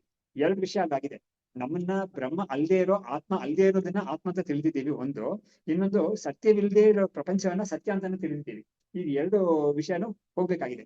ಈ ಎರಡು ವಿಷಯನೂ ಹೋಗಕ್ಕಾಗಿ ನಿಧಿಧ್ಯಾಸನ ಅಂತ ಶಾಸ್ತ್ರದಲ್ಲಿ ಹೇಳಿರೋದು. ಹಾಗಾಗಿ ಅವನು ಈ ತರ ಇಂಟರ್ನಲೈಸ್ ಮಾಡ್ಕೊಟ್ಟಾಗ ಏನಾಗುತ್ತೆ, ಸ್ವರೂಪದ ಬಗ್ಗೆ ದೃಷ್ಟಿ ಯಾವಾಗ್ಲೂ ಅದರಲ್ಲೇ ಇರುತ್ತೆ, ಅನಾತ್ಮನ ಬಗ್ಗೆ ದೃಷ್ಟಿ ಹೋಗುತ್ತೆ ಅದಕ್ಕೆ. ಹಾಗಾಗಿ ಅದಕ್ಕೆ ಇವರು ಒಂದೇ ಮಾತಲ್ಲಿ ಹೇಳ್ತಾ ಇದ್ದಾರೆ, ಮುನಿಹಿ ಧ್ಯಾನ ಸಮಾಧಿಭ್ಯಾಂ ಭವೇತ್ ಧೀವೃತ್ತಿ ಶಾಂತೆಯೇ, ಬುದ್ಧಿವೃತ್ತಿ ಶಾಂತೆಯೇ. ಯಾಕಂದ್ರೆ ಯೋಗಶಾಸ್ತ್ರದಲ್ಲಿ ಪದ್ಧತಿಯಲ್ಲಿ ಯೋಗದಲ್ಲಿ ಮೊದಲನೇ ಅವ್ರಿಗೆ ಯೋಗ ಅಂದ್ರೆ ಚಿತ್ತವೃತ್ತಿ ನಿರೋಧ ಅಂತಾನೆ ಅವ್ರ ಯೋಗಕ್ಕೆ ಡೆಫಿನೆಟ್ಲಿ ಕೊಟ್ಟಿರೋದು. ಹಾಗಾಗಿ ಈ ಚಿತ್ತವೃತ್ತಿ ನಿರೋಧ ರೂಪವಾದ ಅಂದ್ರೆ ಮನಸ್ಸಿಗೆ ಆತರ ಒಂದು ಶಾಂತಿ ಸಿಗೋದೇ ಇಲ್ಲಿ ನಿಧಿಧ್ಯಾಸನದ ಒಂದು ತಾತ್ಪರ್ಯ ಅಂತ ಹೇಳಿದ್ದಾರೆ. ಆಮೇಲೆ ಪ್ರಶಾಂತ ವೃತ್ತಿಕೆ ಚಿತ್ತೆ ಪರಮಾನಂದ ದೀಪಕ್ಕೆ ಕೃತಕೃತ್ಯೋ ಬ್ರಹ್ಮಭಾವಂ ಗತೋ ಬ್ರಾಹ್ಮಣ ಉಚ್ಯತೆ. ಹಾಗಾದ್ರೆ ಬ್ರಾಹ್ಮಣ ಅಂದ್ರೆ ಯಾರನ್ನ ಬ್ರಾಹ್ಮಣ ಅಂತ ಹೇಳ್ಬೋದು ಅಂತ ಹೇಳಿದ್ರೆ, ಪ್ರಶಾಂತ ವೃತ್ತಿಕೆ ಚಿತ್ತೆ, ಅವನ ಮನಸ್ಸು ಚಿತ್ತವೃತ್ತಿ ಅಲ್ಲ, ಮನಸ್ಸೇ ಚಿತ್ತ ಅನ್ನೋದು ಮನಸ್ಸೇನೆ. ಅದರಲ್ಲಿ ವೃತ್ತಿಗಳೆಲ್ಲ ಮೇಲಕ್ಕೆ ಬರ್ತಾ ಇರ್ತಲ್ಲ, ಅದನ್ನೆಲ್ಲ ಅವನು ಶಾಂತ ಮಾಡ್ಕೊಂಡಿದ್ದಾನೆ. ಅಂದ್ರೆ ಅದೆಲ್ಲ ಆತರ ಮೇಲೆ ಬರ್ದೇನೆ ಅವ್ನು ನೋಡ್ಕೊಂಡಿರ್ತಾನೆ. ಡಿಸ್ಟ್ರಾಕ್ಷನ್ಸ್ ಅದೆಲ್ಲ ಇಲ್ಲದೆ ಮಾಡ್ಕೊಂಡಿರ್ತಾನೆ, ಶಾಂತವಾಗಿ ಮಾಡ್ಕೊಂಡಿರ್ತಾನೆ ಮನಸ್ಸನ್ನ. ಸೊ ಹೀಗಾಗಿ ಪ್ರಶಾಂತ ವೃತ್ತಿಗೆ ಚಿತ್ತೆ ಪರಮಾನಂದ ದೀಪಕ್ಕೆ, ಅಂದ್ರೆ ಏನಾಯ್ತು, ಅವರು ಪರಮಾನಂದವನ್ನು ಅವನಿಗೆ ಅನುಭವನ ಅವನಿಗೆ ಕೊಡಿಸ್ತಾ ಇರೋ ಒಂದು ಸ್ಥಿತಿಯಾಗಿರುತ್ತೆ ಆ ಮನಸ್ಸು ಅನ್ನೋದು. ಆತರ ಅಂತ ಮನಸ್ಸು ಅವನು ಕೃತಕೃತ್ಯ ಬ್ರಹ್ಮಭಾವಂ ಗತಃ ಬ್ರಾಹ್ಮಣ ಉಚ್ಯತೆ. ಕೃತಕೃತ್ಯ ಅಂತ ಹೇಳಿದ್ರೆ ಕೃತಂ ಕೃತ್ಯಂ ಅಂದ್ರೆ ಕರ್ತವ್ಯ ಅಂತ. ಕರ್ತವ್ಯ ಅಂತ ಇನ್ಮೇಲೆ ಅವ್ನಿಗೆ ಯಾವ್ದು ಇಲ್ವೇ ಇಲ್ಲ. ಬಾಕಿ ಎಲ್ಲರಿಗೂ ಕರ್ತವ್ಯ ಇದೆ. ಅದರಿಂದಲೇ ಅವರು ಶಬರೀಶ್ವರ ಆತರ ಹೇಳಿದ್ರು, ಎಷ್ಟೋ ಕರ್ತವ್ಯಗಳು ವ್ಯಕ್ತಿಗೆ ಇದೆ ಲೋಕದಲ್ಲಿ. ಆ ಕರ್ತವ್ಯಗಳನ್ನ ಬಿಟ್ಟು ಅವನು ಸನ್ಯಾಸ ಅಂತ ತಗೊಂಡ್ಮೇಲೆ ಅವನು ಏನ್ ಮಾಡ್ಬೇಕು ಅಂತ ಹೇಳಿದ್ರೆ ಈ ಆತ್ಮಚಿಂತನೆಯಲ್ಲಿ ಇರ್ಬೇಕು. ಅವನು ಇದನ್ನ ಮಾಡದೆ ಹೋದ್ರೆ ಏನಾಯ್ತು, ಅದರಿಂದನೂ ಲೋಪ ಆಗ್ತಾನೆ, ಅದರಿಂದ ದೋಷ ಬರುತ್ತೆ, ಅದನ್ನ ಬಿಟ್ಟಿದ್ ದೋಷ ಬರುತ್ತೆ, ಇದನ್ನ ಮಾಡದೆ ಇದ್ದ ದೋಷನ ಬರುತ್ತೆ ಅವನಿಗೆ ಅಂತ ಹೇಳ್ಬಿಟ್ಟು ಎರಡು ಕಡೆಯಿಂದಾನು ಅವನಿಗೆ ಲೋಪ ಆಗುತ್ತೆ ಅಂತ ಅದಕ್ಕೆ ಬಾಂಡ್ ಮಾಡಕ್ಕಾಗ ಆತರ ಹೇಳಿದ್ದು. ಸೊ ಈಗ ಕೃತಕೃತ್ಯ ಅವನ್ ಏನ್ ಮಾಡ್ತಾನೆ, ಕೃತ್ಯಂ ಅಂತ ಹೇಳಿ, ಕೃತ್ಯ ಅಂತ ಹೇಳಿದ್ರೆ ಮಾಡ್ಬೇಕಾದ್ದು ಅಂತ. ಇವನಿಗೆ ಡ್ಯೂಟಿ ಅಂತ ಯಾವ್ದು ಇರೋದೇ ಇಲ್ಲ, ಮಾಡ್ಲೇಬೇಕು ಅನ್ನೋ ಡ್ಯೂಟಿ ಯಾವ್ದು ಇರೋದೇ ಇಲ್ಲ. ಯಾಕಂದ್ರೆ ಇವನು ಜ್ಞಾನವನ್ನು ಪಡ್ಕೊಂಡಿರ್ತಾನೆ, ಆತ್ಮಸ್ವರೂಪವನ್ನು ಪಡ್ಕೊಂಡಿರ್ತಾನೆ. ಅವನಿಗೆ ನೋಡಿ ಯಾರು ಒಂದು ಒಂದು ರೂಲ್ ಯಾವ್ದಿದೆ ಅಂತ ಹೇಳಿದ್ರೆ, ಆ ಯಾರಿಗಾದ್ರೂ ಒಂದು ಬೈಕೆ ಅಂದ್ರೆ ಯದ್ಯದ್ದಿ ಕುರಿತೆ ಜಂತು ತತ್ತತ್ ಕಾಮಸ್ಯ ಚೇಷ್ಟಿತಂ ಅಂತ ಒಂದು ಸ್ಮೃತಿ ವಾಕ್ಯ ಇದೆ, ಮನುಸ್ಮೃತಿ ಅಂತ ನಮಗೆ ನೆನಪದು. ಯದ್ಯತಿ ನೋಡಿ, ಯಾವುದೇ ಜಂತು ಅಂತ ಹೇಳಿದ್ರೆ, ಜಂತು ಅಂತ ಹೇಳ್ಬಿಟ್ರು, ಜಂತು ಅಂತ ಹೇಳಿದ್ರೆ ನಮ್ಗೆ ಜಂತು ಅಂತ ಹೇಳ್ತಾರಲ್ಲ, ಅದು ಎಲ್ಲದಕ್ಕೂ ಸೇರುತ್ತೆ, ಎಲ್ಲಾ ದೇವರಿಗೂ ಸೇರುತ್ತೆ. ಅದು ಯಾವ್ದು ಜಂತು ಅಂದ್ರೆ ಏನು, ಬ್ರಹ್ಮಾದಿ ಸ್ತಂಭ ಪರ್ಯಂತ ಸಂಪಾದನೆ ಸಣ್ಣ ಒಂದು ಮೈಕ್ರೋ ಆರ್ಗ್ಯಾನಿಸಮ್ ವರ್ಗು ಎಲ್ಲರಿಗೂ ಕೂಡ ಏನೇನ್ ಮಾಡ್ತಾರೋ ಅವರು ಅದು ಮಾಡೋದು ಯಾತಕ್ಕೆ ಅಂತ ಹೇಳಿದ್ರೆ ಕಾಮಸ್ಯ ಚೇಷ್ಟಿತಂ. ಕಾಮ ಅಂದ್ರೆ ಬೈಕೆ, ಏನೋ ಒಂದು ಬೈಕೆಯಿಂದಾನೆ ಅದು ಮಾಡೋದು. ಒಂದು ಇರುವೆ ಎಲ್ಲೋ ಓಡ್ತಾ ಇದೆ ಅಂತ ಹೇಳಿದ್ರೆ ಎಲ್ಲೋ ಒಂದು ಕಡೆ ಅದಕ್ಕೆ ಒಂದು ಕಾಲ್ ಸಕ್ಕರೆ ಎಲ್ಲೋ ಬಿದ್ದಿದೆ ಅಂತ ಒಂದು ವಾಸನೆ ಬಂದಿರುತ್ತೆ, ಅದಕ್ಕೆ ಅದನ್ನ ಹಿಡಿಯಕ್ಕಾಗ ಹೋಗುತ್ತೆ, ಅದನ್ನ ಹಿಡ್ಕೊಳಕ್ಕೆ. ಈ ತರ ಮನುಷ್ಯನು ಅಷ್ಟೇನೆ, ಅವ್ನು ಬೆಳಿಗ್ಗೆಯಿಂದ ಯಾತಕ್ಕೆ ಹೋಗ್ತಾನೆ ಆಚೆ ಅಂತ ಹೇಳಿದ್ರೆ ಸಂಪಾದನೆ ಮಾಡ್ಕಕ್ ಹೋಗ್ತಾನೆ ಅವನು. ಅದೇ ತರ ಹಕ್ಕಿಗಳ ಬಗ್ಗೆನೂ ಹೇಳ್ತಾರೆ. ಹಕ್ಕಿಗಳು ರಾತ್ರಿ ಎಲ್ಲ ಒಂದು ಅದ್ರ ಗೂಡಲ್ಲಿ ಇರುತ್ತೆ, ರಾತ್ರಿ ಹೊತ್ತು ಅವುಗಳು ಏನು ಹಾರೋದಿಲ್ಲ, ಏನ್ ಮಾಡೋದಿಲ್ಲ. ಆದ್ರೆ ಬೆಳಿಗ್ಗೆ ಆಗಿದ ತಕ್ಷಣ ಅವುಗಳು ಯಾತಕ್ಕೆ ಗೂಡು ಬಿಟ್ಟು ಹೋಗುತ್ತೆ ಅಂತ ಹೇಳಿದ್ರೆ ಇಡೀ ದಿವಸ ಪೂರ್ತಿ ಆಹಾರವನ್ನು ಹುಡ್ಕೊಳಕ್ ಹೋಗುತ್ತೆ ಅದು. ಆಮೇಲೆ ಸಂಜೆ ಆದ್ಮೇಲೆ ಬಂದು ಸೇರ್ಕೊಳುತ್ತೆ ಗೂಡಿಗೆ ಅಂತ. ಈ ತರ ಯದ್ಯದ್ದಿ ಕುರಿತೆ ಜತ್ತು ತತ್ತತ್ ಕಾಮಸ್ಯ ಚೇಷ್ಟಿತಂ. ಕಾಮವೇ ಅವನ ಒಬ್ಬೊಬ್ಬನ ಒಂದು ಕಾರ್ಯವನ್ನು ಮಾಡಕ್ಕೆ ಅದು ಒಳಗಡೆಯಿಂದ ಪ್ರಚೋದನೆ ಮಾಡೋದು. ಆದ್ರೆ ಇವ್ನಿಗೆ ಏನಾಗಿರುತ್ತೆ ಅಂತ ಹೇಳಿದ್ರೆ ಮಾಡ್ಬೇಕಾದ್ ಯಾವ್ದು ಇಲ್ಲ ಅಂತ ಆಗುತ್ತೆ. ಅದರಿಂದಾನೇ ಇವನ್ನ ಅಕಾಮಹ ಅಂತ ಹೇಳ್ಬಿಟ್ರು. ಶ್ರುತಿನೇ ಏನ್ ಮಾಡ್ತು, ಇವನಿಗೆ ಕಾಮನೆ ಇಲ್ವೇ ಇಲ್ಲ, ಇವನಿಗೆ ಏನ್ ಮಾಡ್ತದ್ದು ಅಂತ ವ್ಯಕ್ತಿ ಆಗಿರ್ತಾನೆ ಇವನು. ಅದರಿಂದ ಇವನ್ನ ಬ್ರಾಹ್ಮಣ ಅಂತ, ಬ್ರಹ್ಮ ಸ್ವರೂಪವೇ ಇವನಿಗೆ ಆಗಿರ್ತಾನೆ ಇವನು. ಅದರಿಂದ ಅವನ ಬ್ರಾಹ್ಮಣ ಅಂತ ಶ್ರುತಿ ಹೇಳುತ್ತೆ. ಕೇನ ಇತಿ ಲಕ್ಷಣ ಪ್ರಶ್ನೋ ಏನ ಈದೃ ತೇನ ಲಕ್ಷ್ಯತಾಂ ಇತಿ ಉತ್ತರವಚೋ ಯೋಜ್ಯಂ ತಸ್ಯ ಅರ್ಥಃ ಪ್ರವಿಚ್ಯತೆ. ಇವಾಗ ಆ ಉಪನಿಷತ್ತೆ ಒಂದು ಪ್ರಶ್ನೆ ಮಾಡುತ್ತೆ, ಈ ಬ್ರಾಹ್ಮಣ ಅಂತ ಹೇಳ್ತಿರಲ್ಲ, ಬ್ರಹ್ಮಸ್ವರೂಪ ಆಗಿರೋನು ಅವ್ನು ಹೇಗಿರ್ತಾನೆ ಅವನು ಅಂತ ಒಂದು ಪ್ರಶ್ನೆ ಮಾಡುತ್ತೆ ಅದು. ಅದಕ್ಕೆ ಉಪನಿಷತ್ ಎಷ್ಟು ಸ್ಮಾರ್ಟ್ ಆಗಿ ಉತ್ತರ ಕೊಡುತ್ತೆ ಅಂತ ಹೇಳಿದ್ರೆ, ನೋಡಪ್ಪ ನಾನು ಹೀಗಿರ್ತಾನೆ ಹಾಗಿರ್ತಾನೆ ಹೇಳಲ್ಲ, ಅವ್ನು ಹೇಗಿರ್ತಾನೋ ಅದೇ ಅವನು ಅಂತ. ಸೊ ಎಷ್ಟು ಚೆನ್ನಾಗಿ ಹೇಳ್ತೇನೆ ನೋಡಿ, ಕೇನಸ್ಯಾತ್ ಅಂತ. ಅವ್ನು ಹೇಗಿರ್ತಾನೆ, ಯಾವ ಆಚರಣೆ ಇಟ್ಕೊಂಡಿರ್ತಾನೋ ಹಾಗೆ ಇರ್ತಾನೆ ಅವನು, ಅದೇ ಅವ್ನ ಲಕ್ಷಣ ಅಂತ ನೀನ್ ತಿಳ್ಕೋ ಅಂತ ಹೇಳ್ತಾರೆ. ಹಾಗಾಗಿ ಎಷ್ಟು ಚೆನ್ನಾಗಿ ಹೇಳುತ್ತೆ. ಆಮೇಲೆ ಇವರು ಗೀತೆಯಲ್ಲಿ ಹೇಳಿರೋ ವಿಷಯ ಎಲ್ಲ ಹೇಳ್ತಾರೆ ಅವರು. ಗೀತೆಯಲ್ಲಿ 2ನೇ ಅಧ್ಯಾಯದಲ್ಲಿ ಸ್ಥಿತಪ್ರಜ್ಞ ಲಕ್ಷಣ, 12ನೇ ಅಧ್ಯಾಯದಲ್ಲಿ ಭಕ್ತ ಲಕ್ಷಣ, 14ನೇ ಅಧ್ಯಾಯದಲ್ಲಿ ಯೋಗ ತ್ರಿಗುಣಾತೀತ ಲಕ್ಷಣ. ಈ ಮೂರು ಕೂಡ ಆತ್ಮಜ್ಞಾನಿ ಲಕ್ಷಣಗಳೇ ಇದೆಲ್ಲ ಕೂಡ. ಎಲ್ಲ ಕೂಡ ಅಲ್ಲಿ ಬರುತ್ತೆ, ಅದನ್ನ ಇವರು ಆಲೋಚನೆ ಮಾಡ್ತಾರೆ. ಸೊ ಕೇನ ಇತಿ ಲಕ್ಷಣ ಪ್ರಶ್ನ ಏನ ಈದೃಕ್ ತೇನ ಲಕ್ಷ್ಯತಾಂ. ಹಾಗಾಗಿ ಕೇನ ಹೇಗಿರ್ತಾನ ಅವನು ಅಂತ ಕೇಳಿದ್ರೆ ಅವ್ನು ಹೇಗಿರ್ತಾನೋ ಹಾಗೇನೆ ಅದು ಅಂತ ಹೇಳ್ಬಿಡ್ತಾರೆ. ಹಾಗಾಗಿ ನಾವು ಅದ್ರಲ್ಲಿ ದೋಷ ಮಾಡಂಗೆ ಹೇಳಿಕೆ ಇಲ್ಲ ಅದ್ರಲ್ಲಿ ಅಂತ ಆಗುತ್ತೆ. ಒಂದ್ ವೇಳೆ ನಮ್ಗೆ ನೋಡೋರಿಗೆ ಅದ್ರಲ್ಲಿ ಏನೋ ದೋಷ ಇದ್ರೆ ಕಂಡ್ರು ಕೂಡ ನೋಡೋರ ದೃಷ್ಟಿಯಲ್ಲೇ ತಪ್ಪಿದೆ ಹೊರತು ಅವ್ನು ಮಾಡಿದ್ರಲ್ಲಿ ಏನು ತಪ್ಪಿಲ್ಲ ಅಂತ ಶಾಸ್ತ್ರಗಳೆಲ್ಲ ಹೇಳುತ್ತೆ. ಕೆಲವು ಸತಿ ಏನ್ ಹೇಳುತ್ತೆ ಅಂತ ಹೇಳಿದ್ರೆ, ಅವನ ಒಂದು ಚರ್ಯೆಯನ್ನ ಬಾಲ ಉನ್ಮತ್ತ ಪಿಶಾಚವತೆ ಅಂತೆಲ್ಲ ಹೇಳ್ತಾರೆ. ಬಾಲ ಉನ್ಮತ್ತ ಪಿಶಾಚವತೆ ಅಂತೆಲ್ಲ ಹೇಳ್ತಾರೆ. ಹಾಗಾಗಿ ಅವನ ಚರ್ಯೆ ಕೆಲವೊಂದು ವೇಳೆ ಬಾಲ ಒಂದು ಮಗು ಚರ್ಯ ತರ ಇರುತ್ತೆ. ಮಗು ಅಂತ ಹೇಳಿದಾಗ ಅದು ಹೀಗೆ ಇರ್ಬೇಕು ಹಾಗೆ ಇರ್ಬೇಕು ಅಂತ ಇರೋದಿಲ್ಲ ಅಲ್ವಾ, ಹೇಗೆಗೋ ಇರುತ್ತೆ ಅದು ಮಗು, ಅದಕ್ಕೆ ಒಂದು ವಿವೇಕ ಅಂತ ಇರೋದಿಲ್ಲ. ಹಾಗೆ ನಡ್ಕೊಳ್ತಾನೆ ಕೆಲವು ಸತಿ ಉನ್ಮತ್ತ ಅಂದ್ರೆ ಕುಚ್ಚಿಡ್ದ ಒಂಥರ ನಡ್ಕೊಳ್ತಾನೆ. ಕೆಲವು ಸತಿ ಪಿಶಾಚ ಅಂದ್ರೆ ಕೆಲವರಿಗೆ ಬಾಕಿಯವ್ರ ಜನಿಗೆ ಭಯ ಉಂಟು ಮಾಡೋ ತರ ಕೂಡ ಅವನ ನಡವಳಿಕೆ ಇರುತ್ತೆ ಅಂತೆಲ್ಲ ಹೇಳಿ ಅವನ ಕೆಲವು ಸತಿ ಎಲ್ಲ ಯಾವಾಗ್ಲೂ ಹಾಗಿರ್ತಾನೆ ಅಂತ ಹೇಳ್ತಾ ಇಲ್ಲ, ಅವನು ಸರಿ ಆ ತರ ಇರ್ಬೋದು ಅಂತ ಹೇಳ್ತಾ ಇದ್ರು. ಹೀಗೆ ಈ ಒಂದು ಅವನ ಲಕ್ಷಣವನ್ನ ಹೇಳಕ್ಕೆ ಒಂದು ವಿಷಯ ಬಂದಾಗ ಇದನ್ನ ಹೇಳ್ತಾರೆ. ಗೀತಾಯಾಂ ಕುತ್ರಚಿತ್ ಪ್ರೋಕ್ತಂ ಸ್ಥಿತಪ್ರಜ್ಞಸ್ಯ ಲಕ್ಷಣಂ ಅನ್ಯತ್ರ ವಿಷ್ಣು ಭಕ್ತಸ್ಯ ಗುಣಾತೀತಸ್ಯ ಚ ಕಸ್ಕುಚಿತ್. ಹಾಗಾಗಿ 3 ಅಧ್ಯಾಯವನ್ನು ಇವರು ಮನಸ್ಸಿಟ್ಕೊಂಡು ಹೇಳ್ತಾರೆ. ಸ್ಥಿತಪ್ರಜ್ಞ ಲಕ್ಷಣ ಅನ್ನೋದು 2ನೇ ಅಧ್ಯಾಯದಲ್ಲಿ ಬಂದಿರೋದು. ವಿಷ್ಣು ಭಕ್ತ ಅಂತ ಹೇಳಿದ್ರೆ ಭಕ್ತ ಲಕ್ಷಣ ಅನ್ನೋದು 12ನೇ ಅಧ್ಯಾಯದಲ್ಲಿ ಬಂದಿರೋದು. ಗುಣಾತೀತ ಅನ್ನೋದು 14ನೇ ಅಧ್ಯಾಯದಲ್ಲಿ ಬಂದಿರೋದು ಅಂತ. ಆಮೇಲೆ ಏನ ಚಿಹ್ನೇನ ತತ್ರ ಅಯಂ ಈದೃಕೇವ ನಿರೇಶನಃ ಉಪಲಕ್ಷಯಿತುಂ ಶಕ್ಯಃ ತದೇವ ಅಸ್ತಿ ಅಸ್ಯ ಲಕ್ಷಣಂ. ಹಾಗಾಗಿ ಯಾವ ಒಂದು ಚಿಹ್ನೆಯಿಂದ ಅವನು ಈ ತರ ಇದ್ದಾನೆ, ಅವನು ನಿರೇಶನ ನೋಡಿ ಅದನ್ನು ಸೇರಿಸಿದ್ದಾರೆ. ಅವನಿಗೆ ಯಾವೇ ಒಂದು ಬಯಕೆನೂ ಇರೋದಿಲ್ಲ ಅಂತ. ಸೊ ಹಾಗಾಗಿ ಅಂತ ಒಂದು ವ್ಯಕ್ತಿ ಹೇಗಿರ್ತಾನೆ ಅಂತ ಕೇಳಿದ್ರೆ ಅವ್ನು ಯಾವ ತರ ಚರ್ಯೆಯಲ್ಲಿದ್ದಾನೋ ಅದನ್ನ ನೋಡ್ಕೊಂಡು ನಾವು ತೀರ್ಮಾನ ಮಾಡ್ಕೋಬೇಕು ಅಷ್ಟೇ ಹೊರತು ಬೇರೆ ಏನು ಇದ್ರ ಮೇಲೆ ಹೇಳಂಗೆ ಇಲ್ಲ ಅಂತ ಹೇಳಿದ್ರು. ಸೊ ಇಲ್ಲಿಗೆ ನಾವು ನಿಲ್ಲಿಸೋಣ. ಇದಕ್ಕೆ ಇನ್ನೂ ಸ್ವಲ್ಪ ವಿಷಯಗಳು ಈ ವಿಷಯದಲ್ಲಿ ಬರುತ್ತೆ.